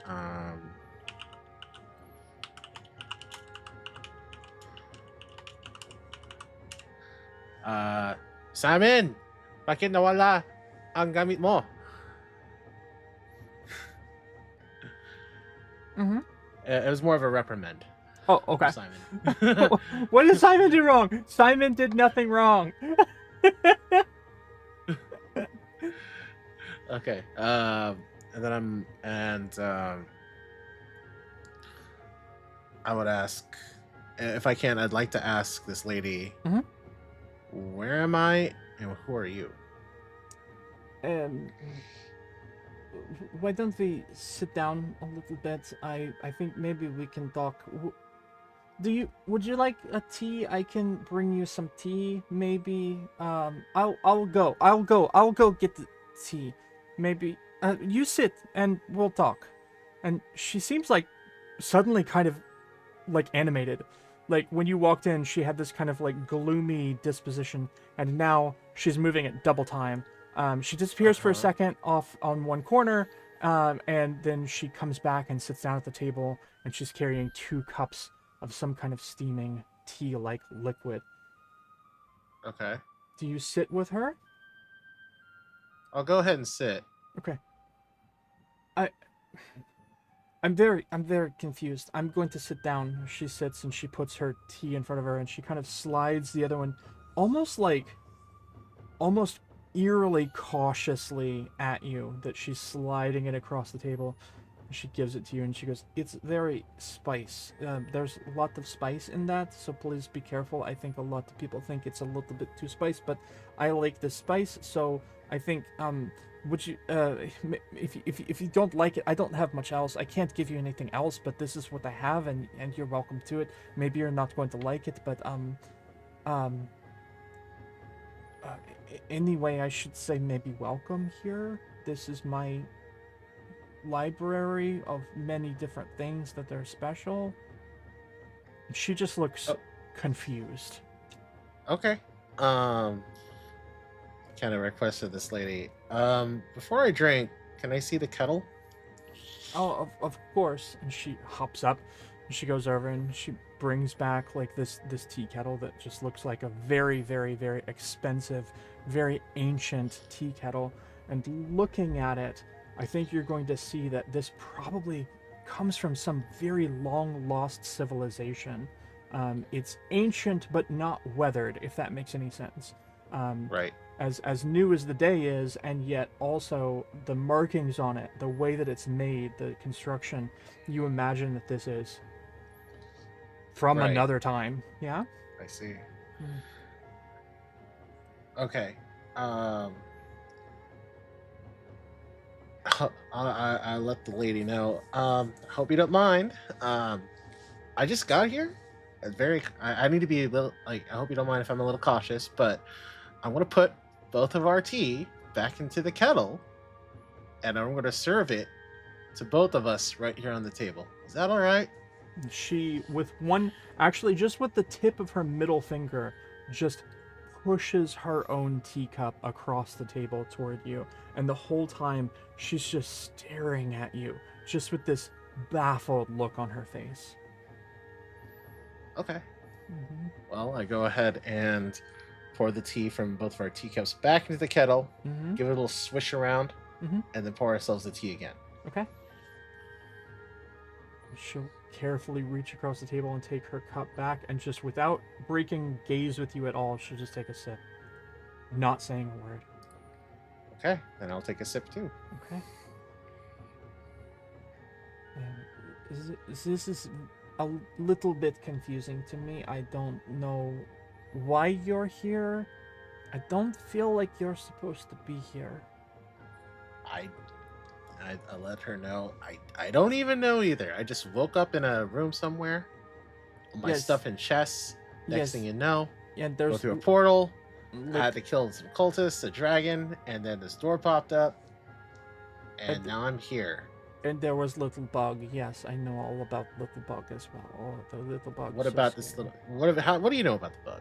I don't know much about Little Bug. I just know people come here and they say, "Oh, this is Little Bug," and it was very scary. Oh, I'm so scared of Little Bug. I don't know why they're scared of it, but it's Little Huh. Metal Bug. It's little guy, just a little Well, guy.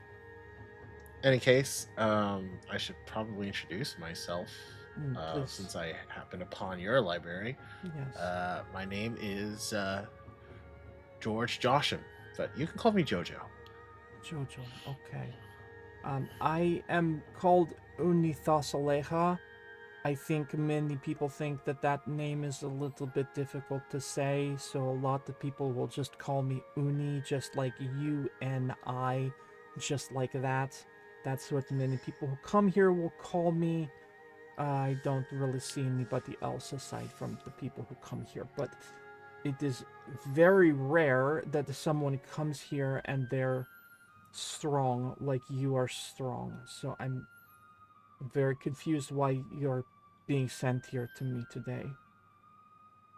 Okay. Would you happen to know anything about what's happening with my situation? I I don't know much. My own memory of how I got here is pretty hazy. I think maybe time works differently here and I don't leave. I'm here. I'm only here. This is all that I am. But I can tell you about me. I don't know if I can tell you about you. I don't know how you got where you got. It's not my knowledge. Okay. So Jojo asks the lady, "Okay, can you tell me about yourself then?" I can tell you what I know. I am charged with collecting people's stories and people's treasured things. It is very important. It's work that I take very seriously.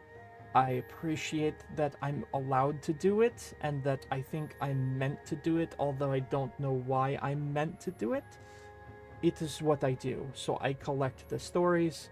I hold them in these books. I have many books. I love books. I just happen to like them quite a lot. I think maybe before I came here, I was maybe some type of scribe and I talked about stories like a I think there's an old word for it, like a bard, something like this, to take somebody's story and maybe turn it into something like a music. But I don't make music, I just make stories. Mm. When people come here, I often offer them a trade because I don't like to just take the story. It's not fair to you because I know that once you give me the story, it's not your story anymore. It no longer has any value to you because you gave it to me, right? And so I don't want to make people feel like they're, what is the expression? Being swindled. So I will give them something that they can use wherever it is that they go next. I don't know, but I never see anyone again. So my feeling is always, I think they probably die because I don't see them again. They never come back. Maybe they don't. Maybe they go on to live happy life. I have no idea. But they don't come back here, so I don't see them again. And in many, many, many, many, many years, that's the way it's been. They come, they trade me story, they go with some treasure, and then they don't come back. So I see. And you don't. So Jojo asks, "So you don't know why you're doing this? You just are." why is not my question. I don't have the question of why. My question is how. and I try to do it well. That's what's important to me. Okay. All right. Well, how many people have gone through here? If you had to imagine, how many pages in how many books do you think I have in this room? Like on average? Are we talking median? No, I'm talking all pages in all books in all this room. That's probably how many people have come through here. Oh wow. Hmm. Huh. That that's a startling amount. It is good work. It is good work. I'm always busy. I see. Yes. So, anyway, I will make you the same offer if you want. That if you want to sell me a story, you can, but I don't know that maybe you need it because you're very strong. Well, um, can I hear one of these stories? The stories are not mine to give away. They were given to me, and I cannot give them to you. I see. Okay. Uh,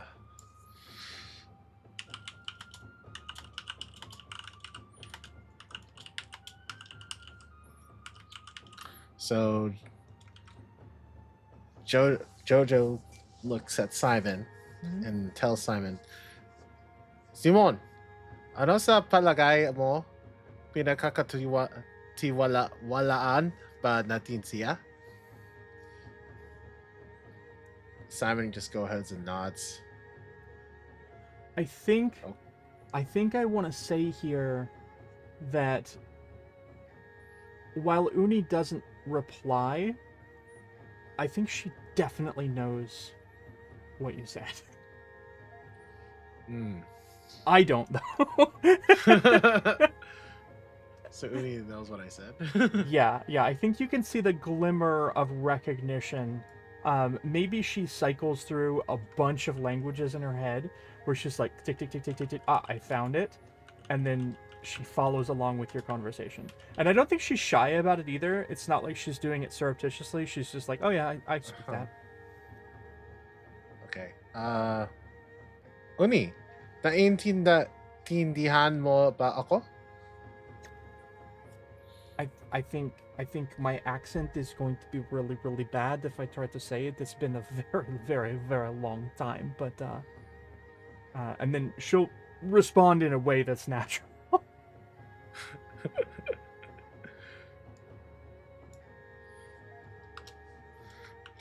All right.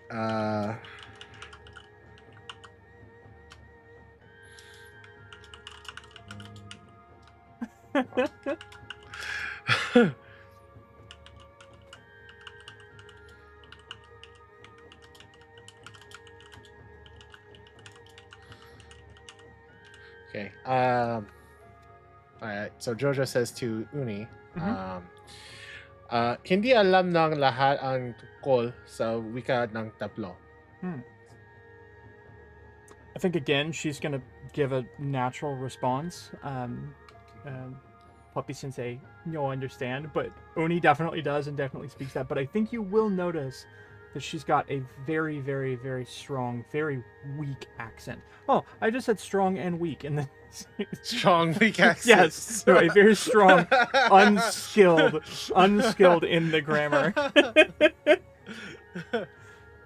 Okay. And then I think she's actually gonna switch back, and she's gonna be like, I apologize. It's been very long time. I haven't used this language in I don't know how many hundreds of years. Okay. That's fair. We'll keep it to common then. I think I'm just surprised yet you know it. I know many things. It's in my job to know things. I think that's what I do. So language is something that is very interesting to me. It's been interesting for a long time, but There are Okay. many thousands of languages rolling around in my little head, so I'm not that smart. Okay. Um, if that's the case, um, what is well, if you're trading stories for anything that you're willing to offer, then what are you willing to offer? I can give you something maybe that's going to benefit you in the fights that are coming ahead. I don't know how much good it's going to do you, but maybe it will help you a little bit at least. But if you want to trade me a story, I would be happy to listen to your story. Okay.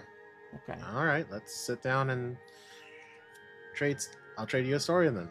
Okay, I'm ready to listen. And she just sets down her cup and she's looking at you expectantly.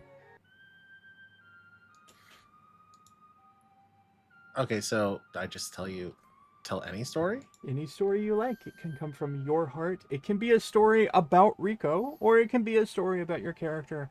Uh, Try to put it into the context of the situation that we're in. Yeah, so something that your character may have done.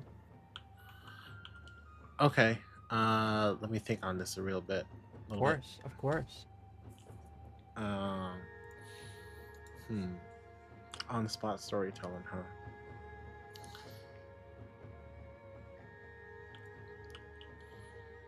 Very difficult, huh? huh? Does it have to be my story, or can it be anybody's story? It must be a story that has happened to your character. Now, of course, that's To within my the character. within the boundaries of whatever it is that your actual human brain can come up with, right? Right. But she will. I will tell you, she will get upset if it's not your character's story. So, yeah. Okay. All right. So Jojo lets Uni know. Um, he states, "Okay. Um, I was born and raised in a tradition of temple guards amongst my family. I see. Um, at the age of at the age of when we are in the initiation ceremony, I was given Simon as my constant companion. Mm, He's a good little guy, not the brightest, but I trust him with my life. I see. It's very We've been good. together forever since then. Um, but being a temple guard, it wasn't a great job, but it was a job. It was a good job nonetheless. I enjoyed what I do. I enjoyed being around the people that came to worship. Sometimes the high priest can get a little finicky, but they're all right people. I see. But I did it dutifully because that's it was something that I was good at. So for me, I would like to get back home and get back to my community, but I have no idea where to go from here. But that doesn't mean I'm not curious about it. Uh, what's going on? So I mean, I don't know. We'll see where this leads me. I hope you can find where it is that you need to go next. And I think you're gonna notice that there is like an intense regret on her face. And she's actually Hmm. just gonna kind of excuse herself, and like you can tell that she's a little bit flustered. She gets up and pulls one of the books off the shelf and starts writing immediately, as if she's writing from memory. Um, Mhm. and as she's writing, she's just gonna look up and she's kind of almost like batting away tears in her eyes. She's just gonna be like, Mhm. "Door is over on the other side from door that you came in, and you can leave whenever you want. I'm glad that Okay. you came here, and I'm glad I got to meet you." Okay. Okay. I appreciate you hearing me out. Mm. Just a guy trying to get home. Yeah. Um. So, what are you willing to offer me now that I told you my story? Oh, you will have it. You don't have to worry. It'll just. Oh, I'll just be in my person. Yeah, when you walk through door, you will have it. I make sure Okay. that you have it. Before I do anything though, before I leave, let me heal up real quick. I hope you don't mind.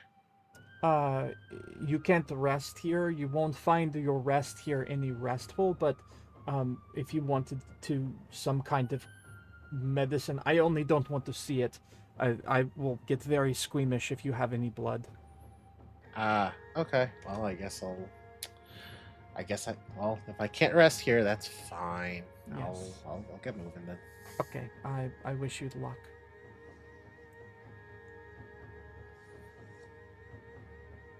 Okay. All right. So Jojo and Simon leave to the next door. Okay. Great. All right. As you walk through the next door, I want Mhm. you to notice a few things.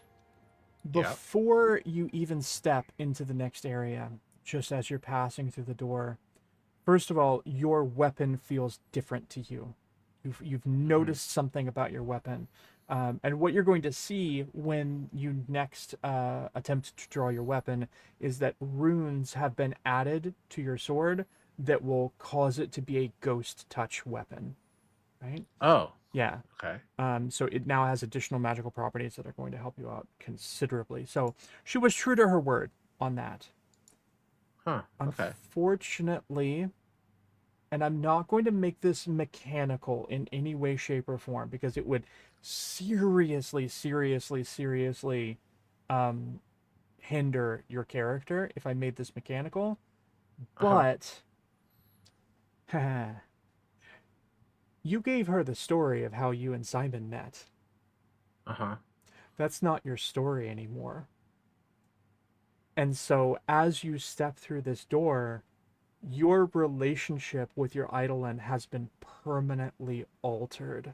Your Oh. memories of your early adventures with Simon are now changed. They're lost to your mind. You've lost Uh huh. those. And so your bond is considerably weaker. Now, again, I'm not going to make that a mechanical thing because I think that would really hurt your character. But Uh just huh. in terms of, I think you may even have a moment where you're just kind of like, oh, right.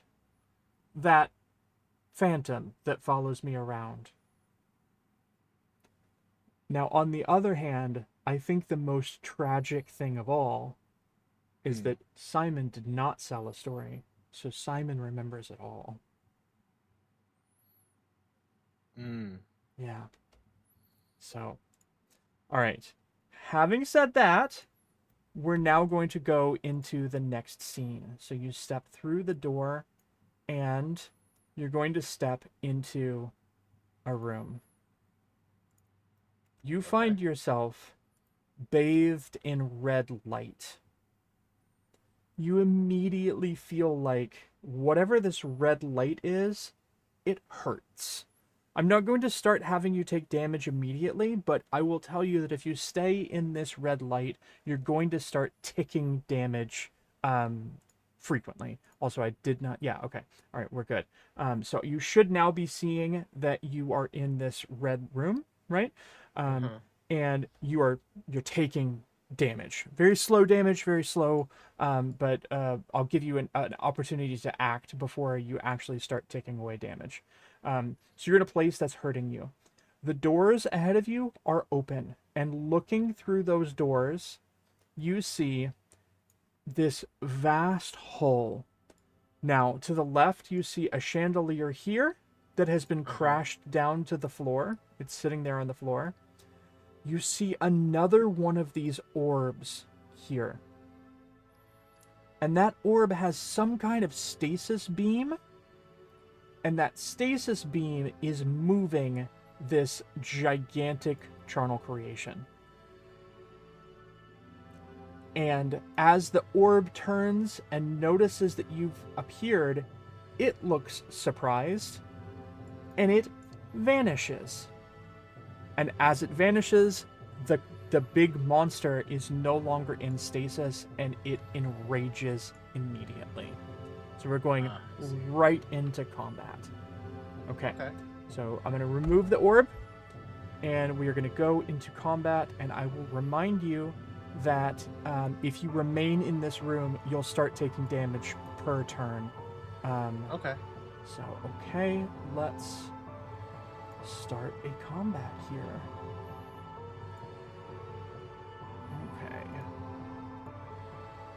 Okay, you should be in combat. You can roll initiative at your leisure.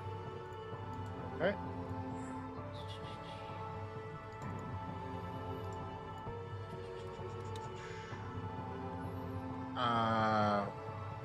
Let's see. Do I just like any of these attributes? It'll just be the perception. So in this case, Okay. yeah, Purple perception. the purple Okay, purple perception. That's hard to say. Purple perception. Purple perception. Yes. All right. Okay.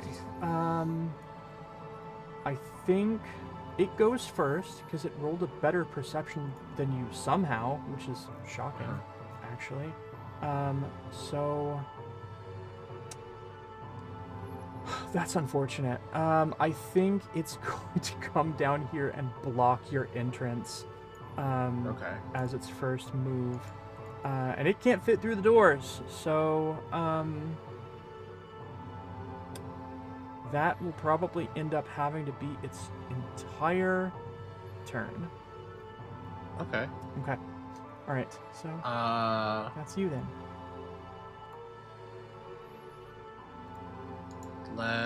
Let me go ahead and let's see, tumble through. Okay. Great.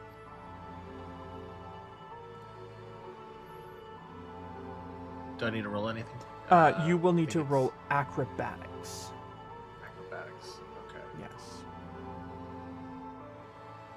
Do I need to target? I don't think you have to target because I think I'll be able to tell. Okay. Yeah. Acrobatics. And roll. Yeah, that's going to ample perfectly fine. So I think that means that you end up basically here on the other side. That's good. So you are out of the damaging room, which is wonderful. Simon is still down there, and you still have 3 actions left. All right. Can I have Simon tumble through as well? You most certainly can. Yep. Same process. Okay. Okay. Whoa. Critical success on that. In fact, where would you like Simon? I'll let you put Simon in any of these blocks. So even close to the wall here, I think I'm perfectly fine doing since Simon rolled so well. Is that a hole in the floor? That is blood. That is a smear of blood. Smear of blood. Okay. Yep. All right. I would like to move Simon right here. Okay. Great. Is that all right? Yeah. It might not let you. Yeah. Okay. Good. Oh, okay. I think it was just because the wall was there. So, all right, great. You still have 2 actions left. Is that considered? What was it? What was that thing again? Surrounded? No. Flanking, not quite. Flanking. Yeah. Is that flanked or no? No, because it might be. I think you have to be on the other side. Okay. Yeah. You'd have to fully be on the other side of it. It's weird because, part of me thinks that it should be diagonal, but I don't think that's the way it works. Okay. Yeah. So, I have 2 moves left. That's right. Two actions. 2 actions left. Yep. Okay. Yep. So, I'll go ahead and move myself here. Great. It is definitely flanked now. And I will raise my shield. Okay. Okay, great. Okay, that brings it to the creature's turn. let's see. What do I want to do here? It is Berserk. So it gets an ability called Berserk Slam. I don't know that I want to do that, though.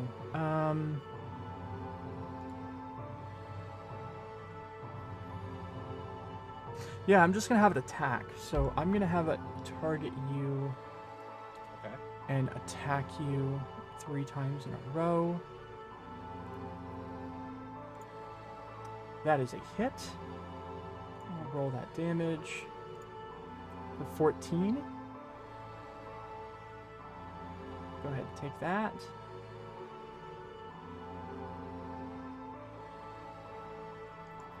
Awesome.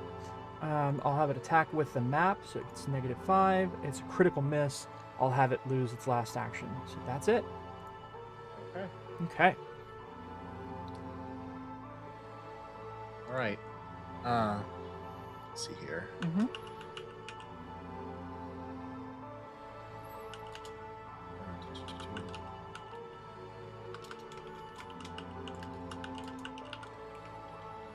Okay.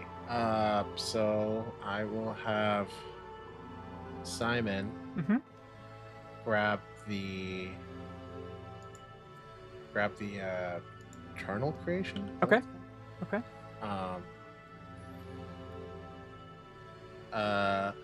Walton na unggoy. Tulungan mo ako. And that's at athletics, right? Yes. You're going to do grapple? Yeah, that'll be athletics. Okay, 38. That's enough. That's well enough. So you are now grappled. Okay, great. Okay. And I'll go ahead and strike the carnal creation. Mm-hmm.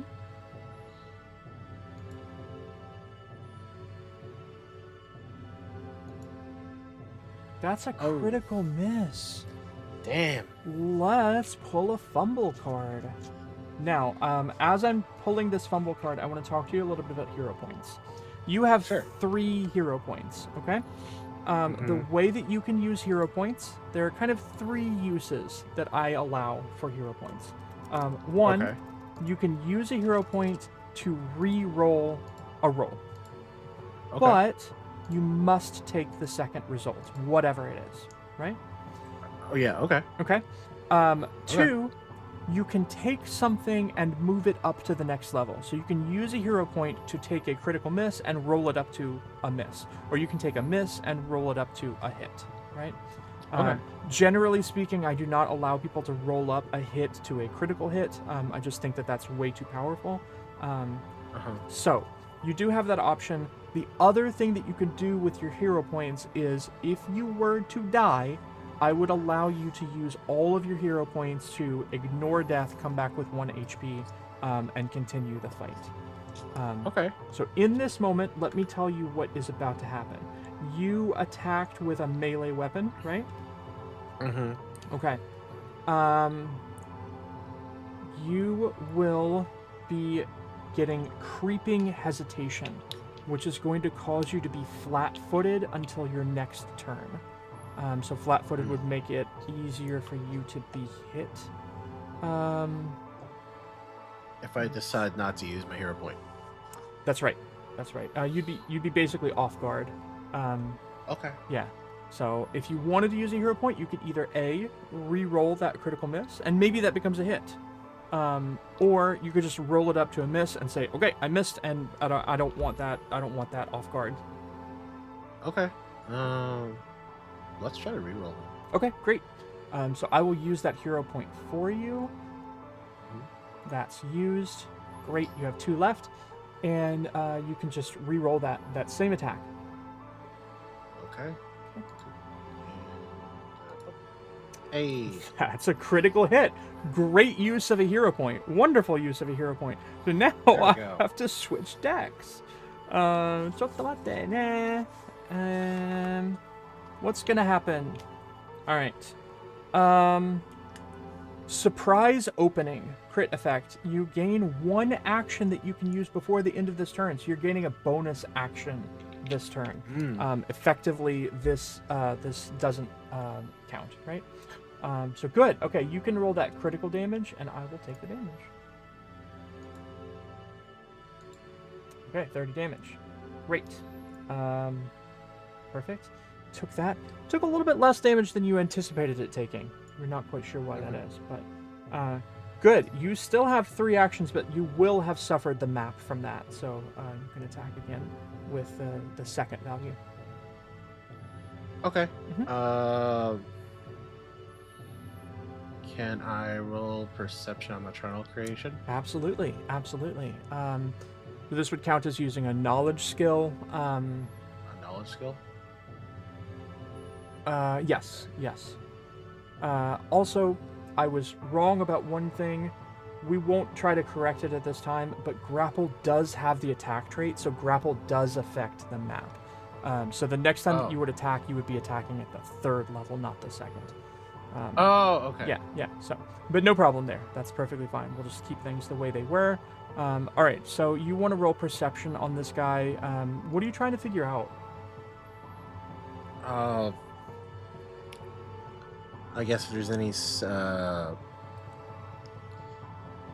any kind of weaknesses I can exploit. Sure, absolutely. Yeah, I can give you things like weaknesses, resistances, things like that. So Arcana is probably better for this, but let me see what your skills are. You have an Arcana. Yeah, a 14. Arcana is probably not going to help you. Occultism is the same.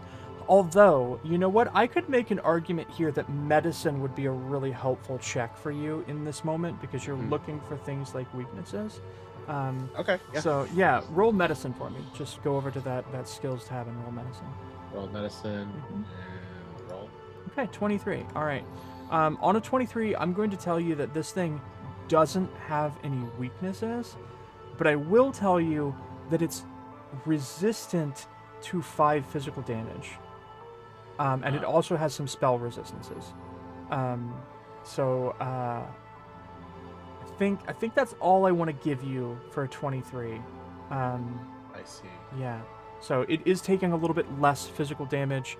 I do think that there's something else there. There's something that maybe you didn't quite pick up on. But I'm not going to provide that at this time. So. That's fair. Yep. Okay. Yeah. Let's see. Okay. Mm-hmm. I have 2 actions left. Is that right? Or That's right. That's right. 2 actions left. Okay. Yeah, because you would have had 4, but that bumped it up to 5.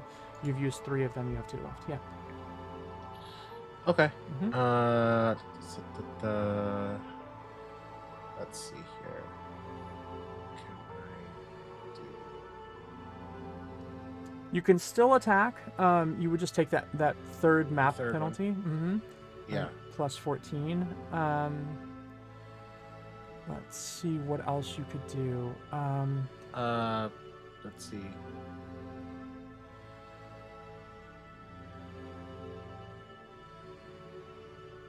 I think you can do tandem strike. You could use both of your actions to do tandem strike. So both you and your Eidolon could attack at the same time. Okay. Let's go ahead and do that then. Okay, so both of you are going to be rolling at that 3rd level.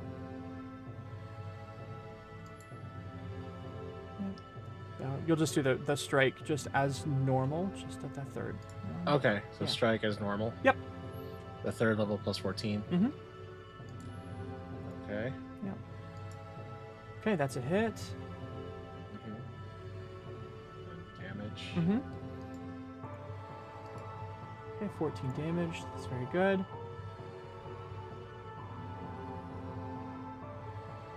And then your Eidolon will do the same thing. Just do a strike. Okay. And it will be the 3rd one, right? Yep, that's right. Okay, that's also a hit. You can roll the damage.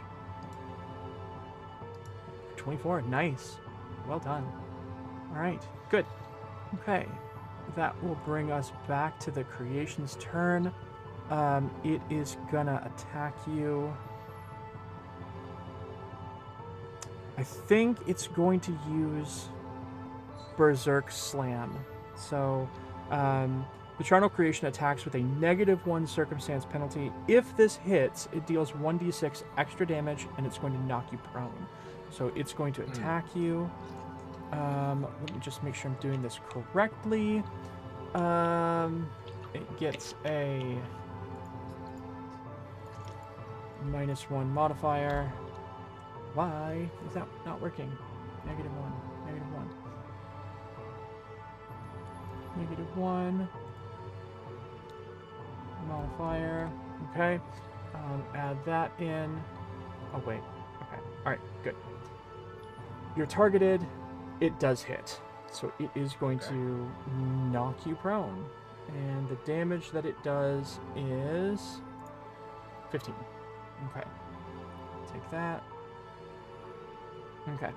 And there we go. Great. Perfect. All right. It was going to attack you again. I'm going to turn that off. It's not slamming you. So, attack. That's a miss. One more go. Probably will be a critical miss, but slam. Critical miss. Okay, good. That's the end of its turn. All right. So you are prone. So if you want to get up, you'll have to use an action to get up. Okay. Let's go ahead and stand back up. Okay. Use an action to stand up. You're no longer prone. Okay. You have 3 actions left.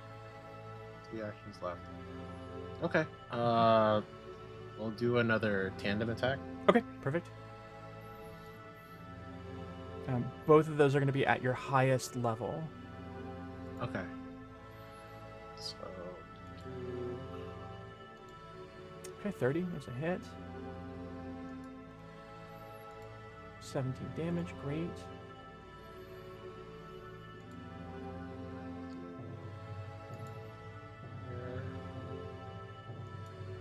Whoa, it's a critical. Oh. Damn, monkey. All right. For some blunt damage. Oh. Oh. Lights out. The target is blinded until the end of its next turn. Wow. The monkey just went for the eyes, I guess. All right. It went for the eyes. It went for the eyes. Great. Let me apply that effect to you. You are blinded. All right. Blinded. You can't see. All normal terrain is difficult terrain. You can't detect anything using vision. You automatically critically fail any perception check, and you take a -4 penalty to any perception checks.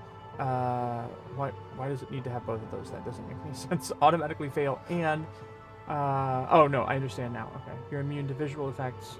Yeah. Okay, great. And now you can roll that critical damage for me. Okay. Ugoy, pumunta para sa mga mata. Whoa, that's Whoa. quite a lot of damage. I'll take that. That really, really hurt. Okay. You still have 1 action left. Keep in mind that if you were to use any kind of strike, it would incur that full map penalty, so you'd be using the 3rd level. I see. Mm-hmm. Okay. Yep. Then I'll just be raising my shield then. Okay, makes sense. Okay, perfect. This thing is blinded. So I think what I'm going to do is I'm going to make a random decision here between which one of you I'm going to attack. So let's roll. That did not work. High will be you, low will be Simon. That still didn't work. Do I need a space in there?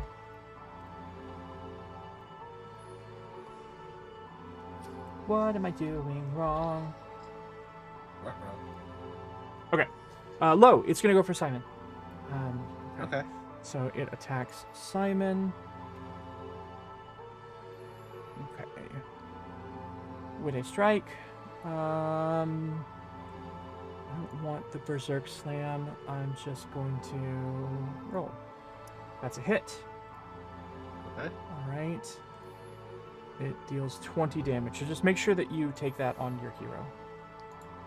Okay. Okay. And it's just going to keep going. Attack again. That's a miss. Attack again. That's also a miss. Great. Okay, that's its turn. Okay. Mm-hmm. Let's see here. I will go ahead and let's see, can I do this one?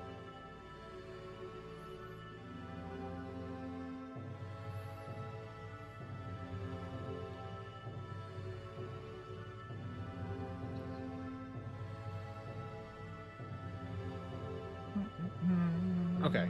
I want to go ahead and use Boost Eidolon. Okay. All right. You gain a +2 status bonus to damage rolls. Okay. We'll give you that spell effect. Great. And that's one of your actions. Actions. Mm-hmm. Okay. We're gonna have Simon. Actually, we have 3 actions left, right? Is that right? 3? Yes. Yes. Okay. Mhm. Let's go ahead and do a tandem attack then. Okay. Again. Great. So I'll go first. Okay.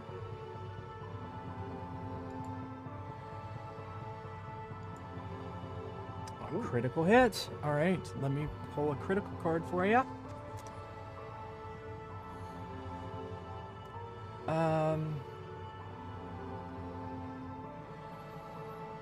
This is surprise opening again, so you're going to gain an additional action this turn. Oh, another action. Yes. Okay. Yes. So you can roll that critical damage for me. Oof. 24. Fascinating. Okay. Take it. Okay. All right. Simon's turn. Mm-hmm. Roll. That's a hit. Okay. You are boosted, so I think your damage should end up being boosted.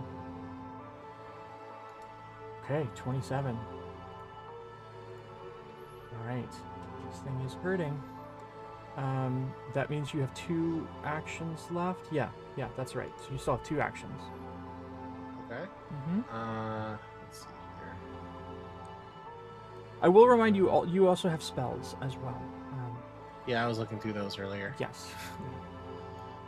2 actions left. Mhm. Okay. Do I only do I get like spell slots? Is that the same thing? Or You your have Pathfinder? you have 3 spell slots to use over the course of this entire adventure. I believe that's right. It's 3. Okay. So you have 2 6th rank spells. Maybe it's more than that. Okay, you have 2 5th level spells and 1 6th level spell left to use Okay. this adventure. That's the way it breaks down. Okay. Yep.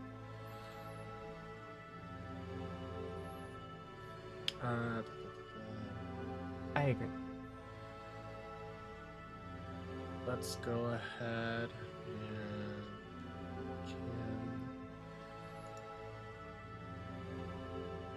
actions.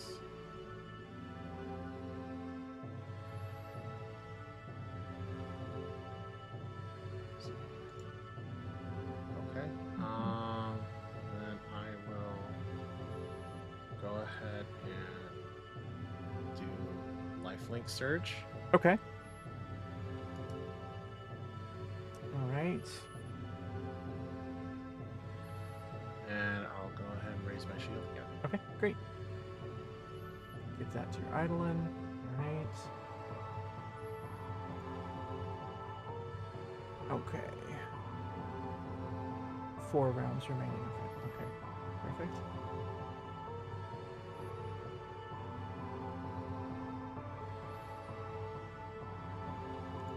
Okay. shield is raised. That's good.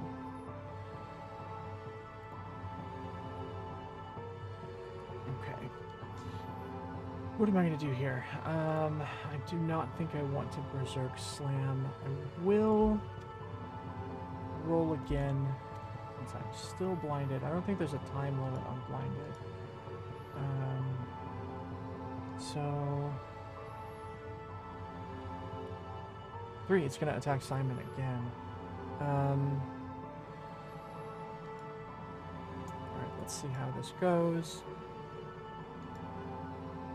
Attack Simon. Turn that off. 24 is a miss. Attack again. Critical miss. I'll have it lose its last turn. Okay. Okay. Cool. Back to you. Back to me. Mm-hmm. Okay. All right. Then I'm gonna go ahead and let's see here. Boost Eidolon again. Okay. Then we'll tandem strike. Okay. Sounds good.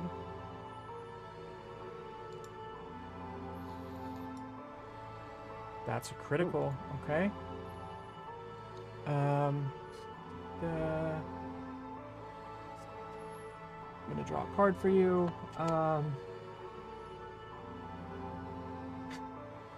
And stay down. You do normal damage, so you won't do the critical damage, but the crit effect is that the target gets knocked down, prone, and is stunned too, which is crazy good. Oh, wow. Yeah. So you are prone, and you are stunned 2. It'll lose 2 of its actions next turn. Okay. Okay. All So right. just go ahead. Go for damage. Yep. Regular damage. 21. All right. Good. And you can roll for Simon. Okay. Oh, That's wow. another critical. All right. Damn. I think I'm just gonna have you roll the critical damage here, and we're just gonna see because I have a feeling that you're probably gonna kill here. Just have that Let's feeling. see. 41. Maybe not. Maybe not. Maybe I was wrong. Oh Okay. my gosh. It has 3 hit points remaining. Do you have another action left this turn? I don't recall. I do. Okay. I think. All right. Yeah, because that was one cantrip, then the tandem strike, Okay. which it costs 2. So I got one Yes. more, right? Yeah. Oh, I okay. think you can almost definitely kill this thing if you can hit it. All you have to do is hit it. Do any of your... Looking at your cantrips to see if any of them just auto damage. I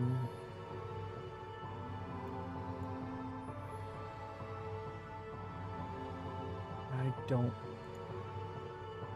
Oh, all the cantrips are two anyway. They're all 2 actions. You can't do that. So yeah, you could try to take a strike, and if you hit, then this thing is definitely dead. Okay. Okay. Cool. Okay.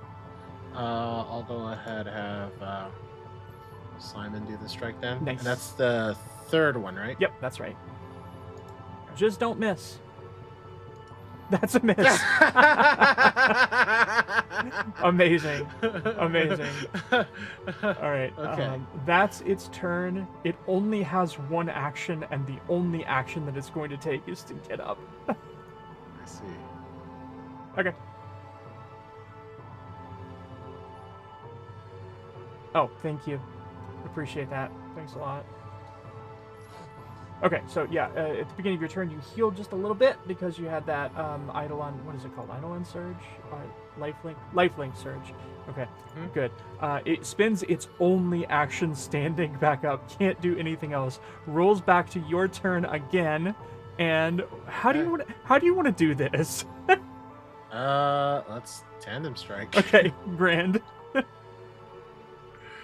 Make sure if we're gonna do this, we gotta do it right. Yeah, for sure. Like, it needs to stay down. Yeah. 31, you can roll the damage. It's going to be enough. It's going to kill it.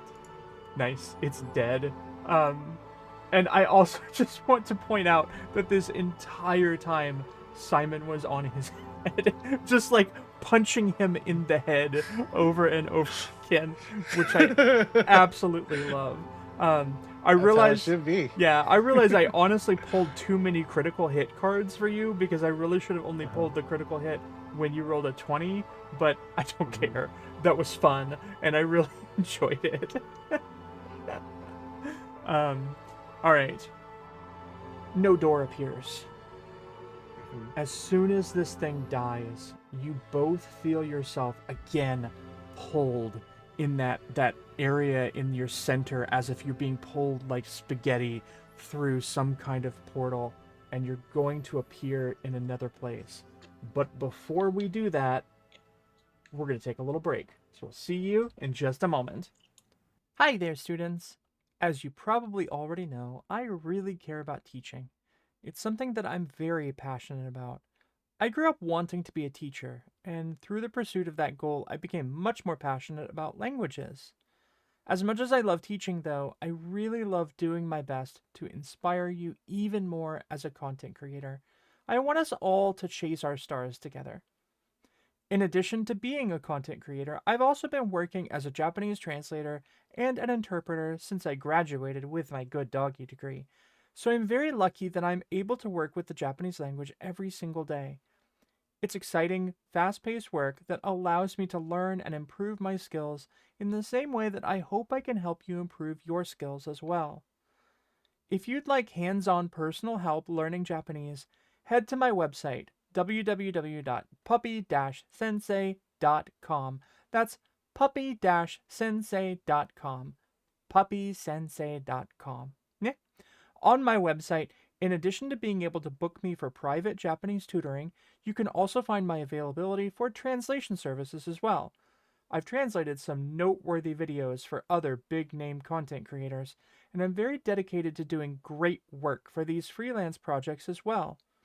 I really care about always doing my best because I believe that communication is the pathway through which we can form new connections and bridge cultural boundaries.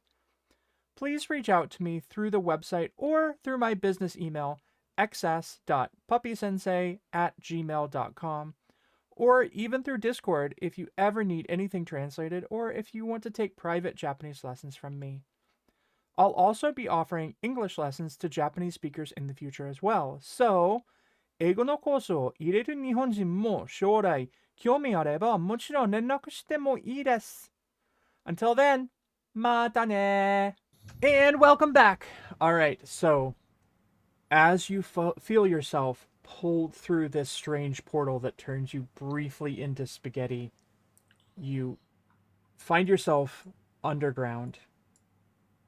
There is a shaft of light far above you, but you are in some kind of underground cavern, and in front of you are the bones of the most massive dragon you have ever seen. Now, luckily, it's just bones, so that's perfectly fine, right?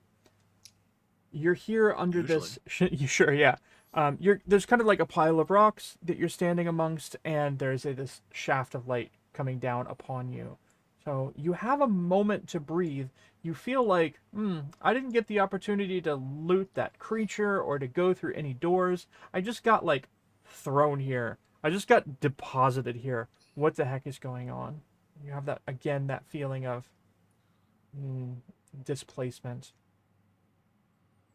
What do you do? I'm just here arbitrarily. Yeah, yeah. Okay. Let's go ahead and roll. Can we do perception of the area? Yeah, absolutely. 100%. Roll that as a skill. So it goes, not skill. Roll that as an attribute. Attribute, perception, perception. Okay. 34. Okay, great. You notice immediately that there are no exits to this cave. As you're looking around this vast, gigantic cavern, I think there's just enough light that you can see all of the different edges, and what you're seeing is there doesn't seem to be any logical way out. Now, there was a way out at some point, you imagine. There was kind of to the southwest, this area, but it's been caved in, and you have no idea how long it might take you to dig your way out of that. Mm. Other than that, you just see these massive dragon bones. Okay. Mm-hmm. Um, let's see. And I can't take a short rest here. You can't really rest in this adventure. You Okay. can, however, heal Uh-huh. yourself with your medicine checks. So you have a couple different types of medicine checks. You particularly Okay. have a feat that is risky surgery, risky stabbing, something like that. Um, risky surgery. That's what it's called. I will also Yeah. tell you that you happen to have a healing potion. You have a greater healing potion that you can also use. Right. Mm-hmm. Mm. Let's see. I mean, I'm at 18. What would be the downside of doing risky surgery? So risky surgery, if you were to, you take some damage by doing it. So your Uh huh. surgery can bring the patient back from the brink of death, but might push them over the edge. When you treat Mm-hmm. wounds, which you're going to be doing on yourself in this case, you deal Mm-hmm. 1d8 slashing damage to your patient before you deal the effects of the treat wounds. So you take a little bit of damage, and then you get a little bit of Mm-hmm. a circumstance bonus to your medicine check, which is good. And then if you were to get a success, you would also roll that up to a critical success. So you'd be healing more. Ah, I see. Mm-hmm. Okay. Mm-hmm. But that depends on the roll, huh? It does, yeah. I see. Mm-hmm. I mean, I can make do for now, I guess. Okay. All right. Can we inspect the skeleton? Yeah, absolutely. Why don't I have you roll for me? What do I want to have you roll? I think. I think I would give you the option here to roll Arcana, Medicine, or Nature. Let's go ahead and roll medicine then. Okay, that makes sense. It's your best roll.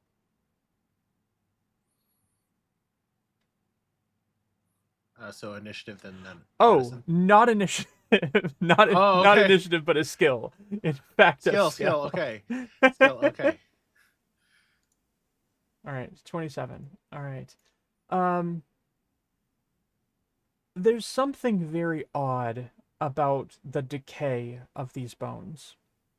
Because you get the feeling that these bones have been here for a very, very, very long time.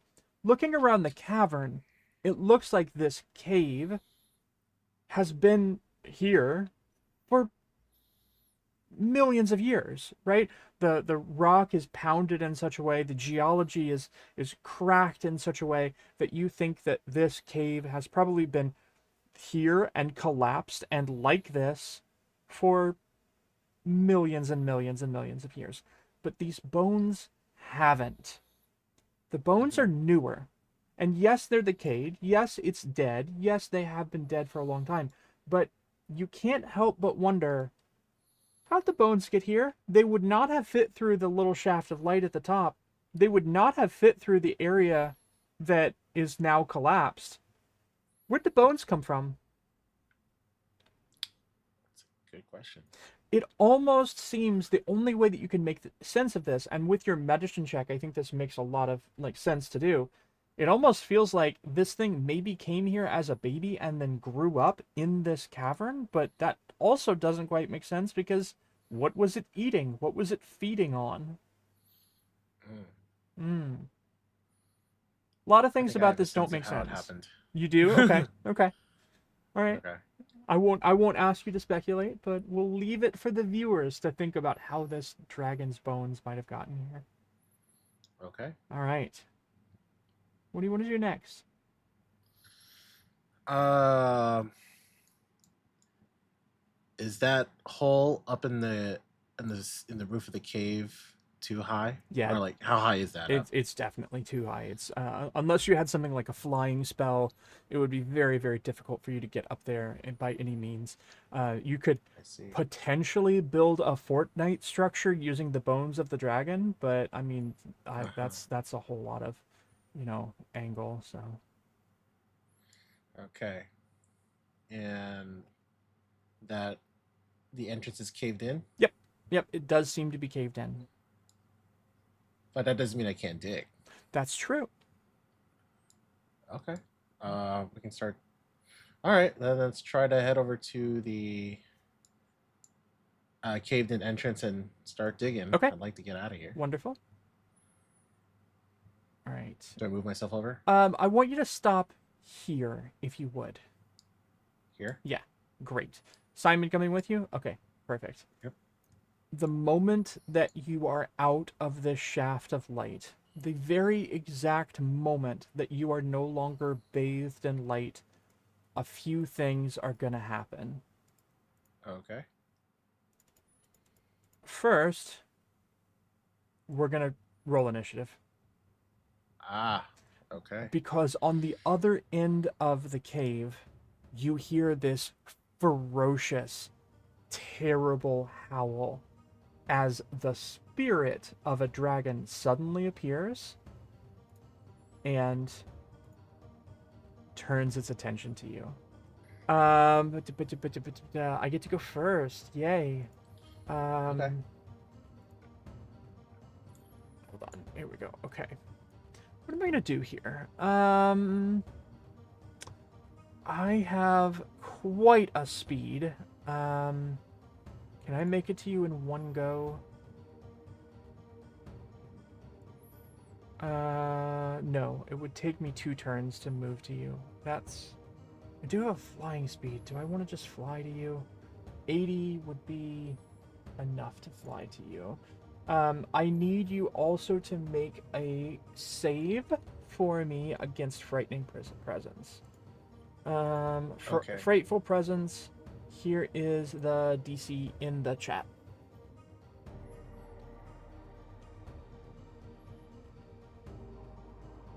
I'm sorry. Oh, will? Yep. Okay. Yep. DC 33 will check. Ooh. Critical failure. So, at a critical failure, you are frightened 4. So let's put that on you. You're terrified of this thing. Because, of course, a dragon ghost just appeared. So it is pretty scary. Dragon ghost. Yes. Yes. Let's see. I have a couple options.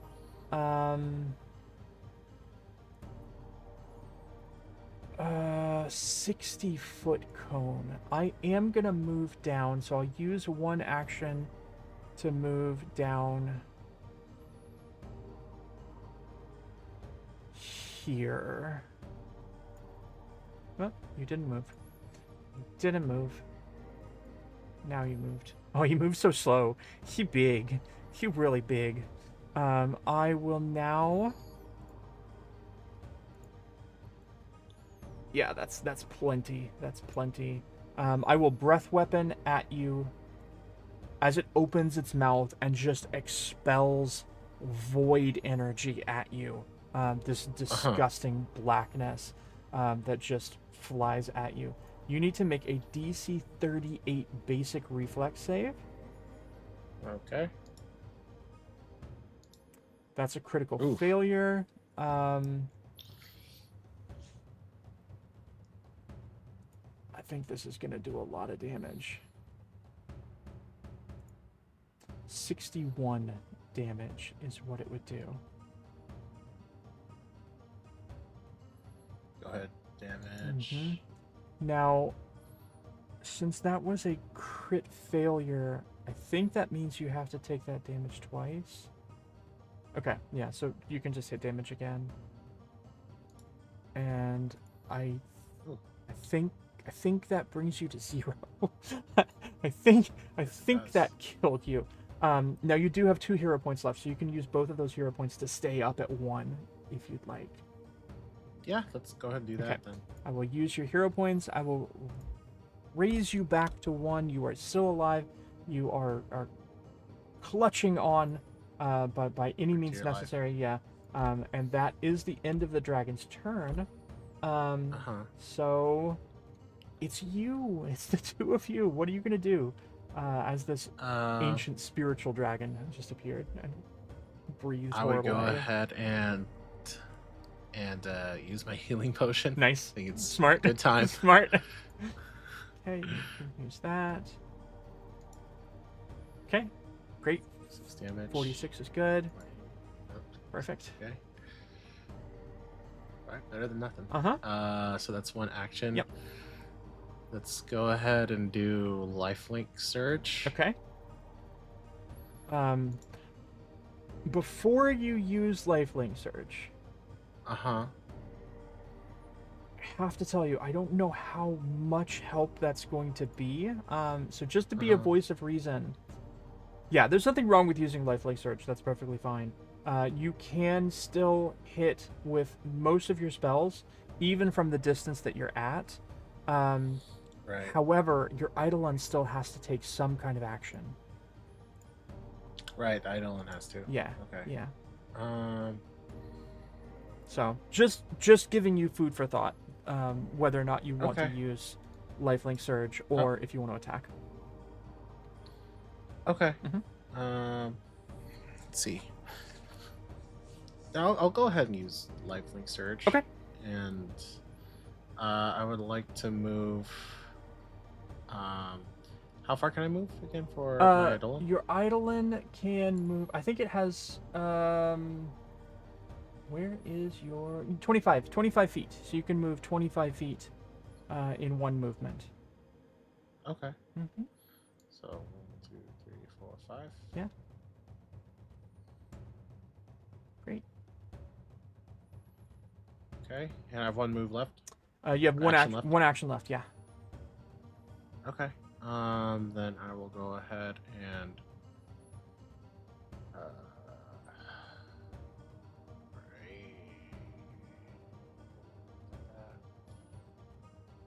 I'll go ahead and raise shield. Okay. Great. Whew. Okay. All right. That brings it back to me. Interesting. I can definitely move within range of you, which I'm going to do for sure. So I'll move here. I just love how slow it moves because it's so giant. I am going to do a Spectral Jaws attack on you. Mm-hmm.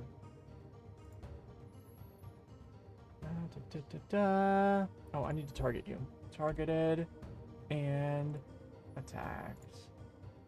Critical hit. Alright, I also drain life when I deal damage to a living creature. I gain some temporary hit points. I don't need them at the moment.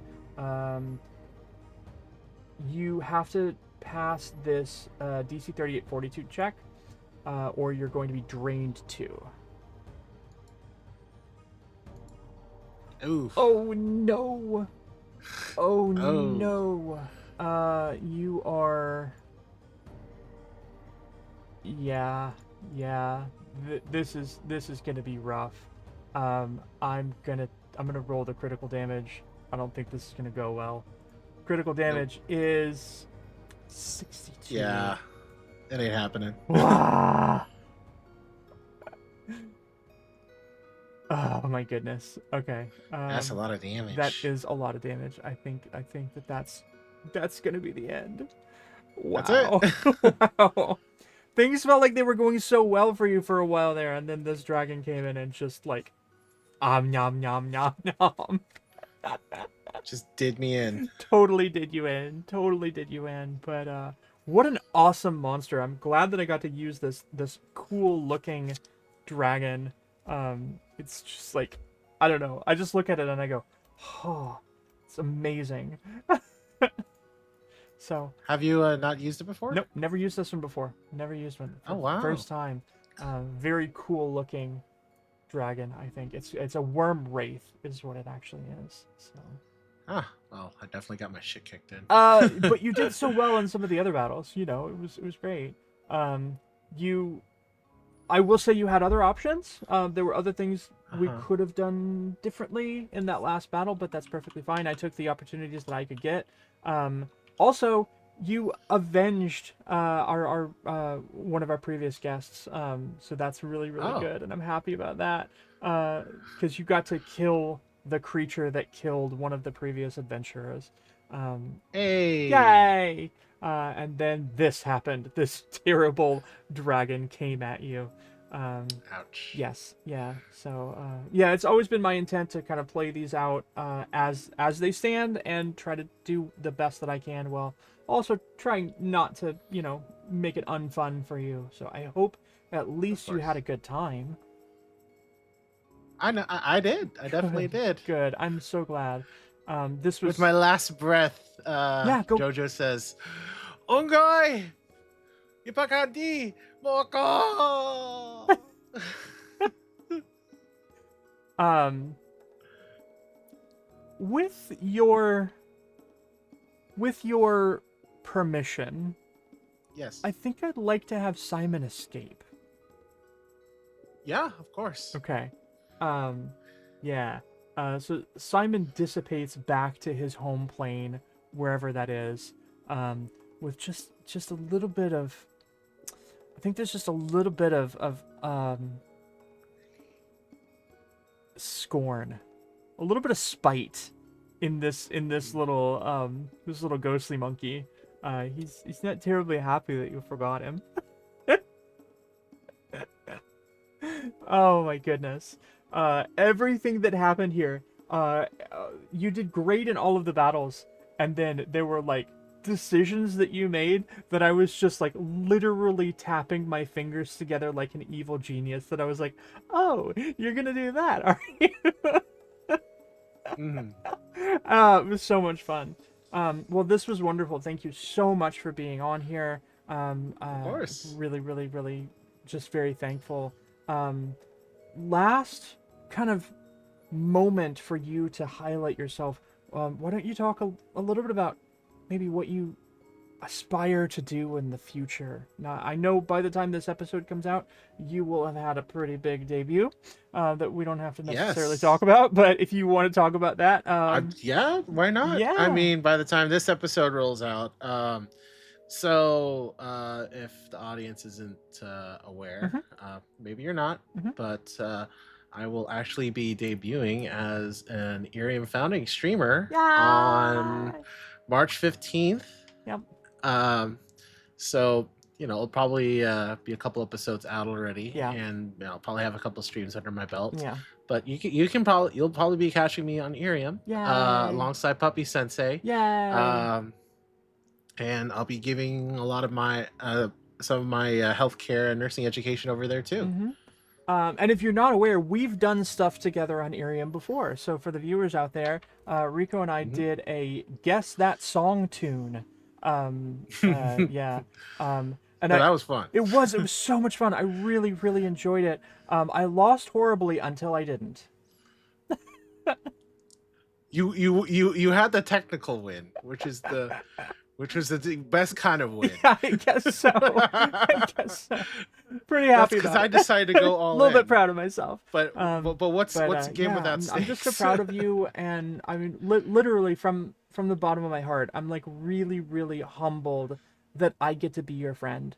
It fills me with so much joy, and to see you taking off and your rise, it's gonna be amazing, and I'm so happy that I get to be in the glow of your stars as well.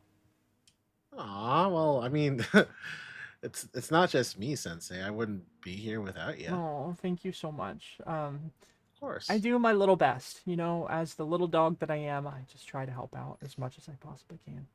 So, Aw. all right. Last words. Anything you want to add before we end this episode? Yeah. To all my scrubs out there, and I say that lovingly. I Uh, choose wisely, but live boldly. love that.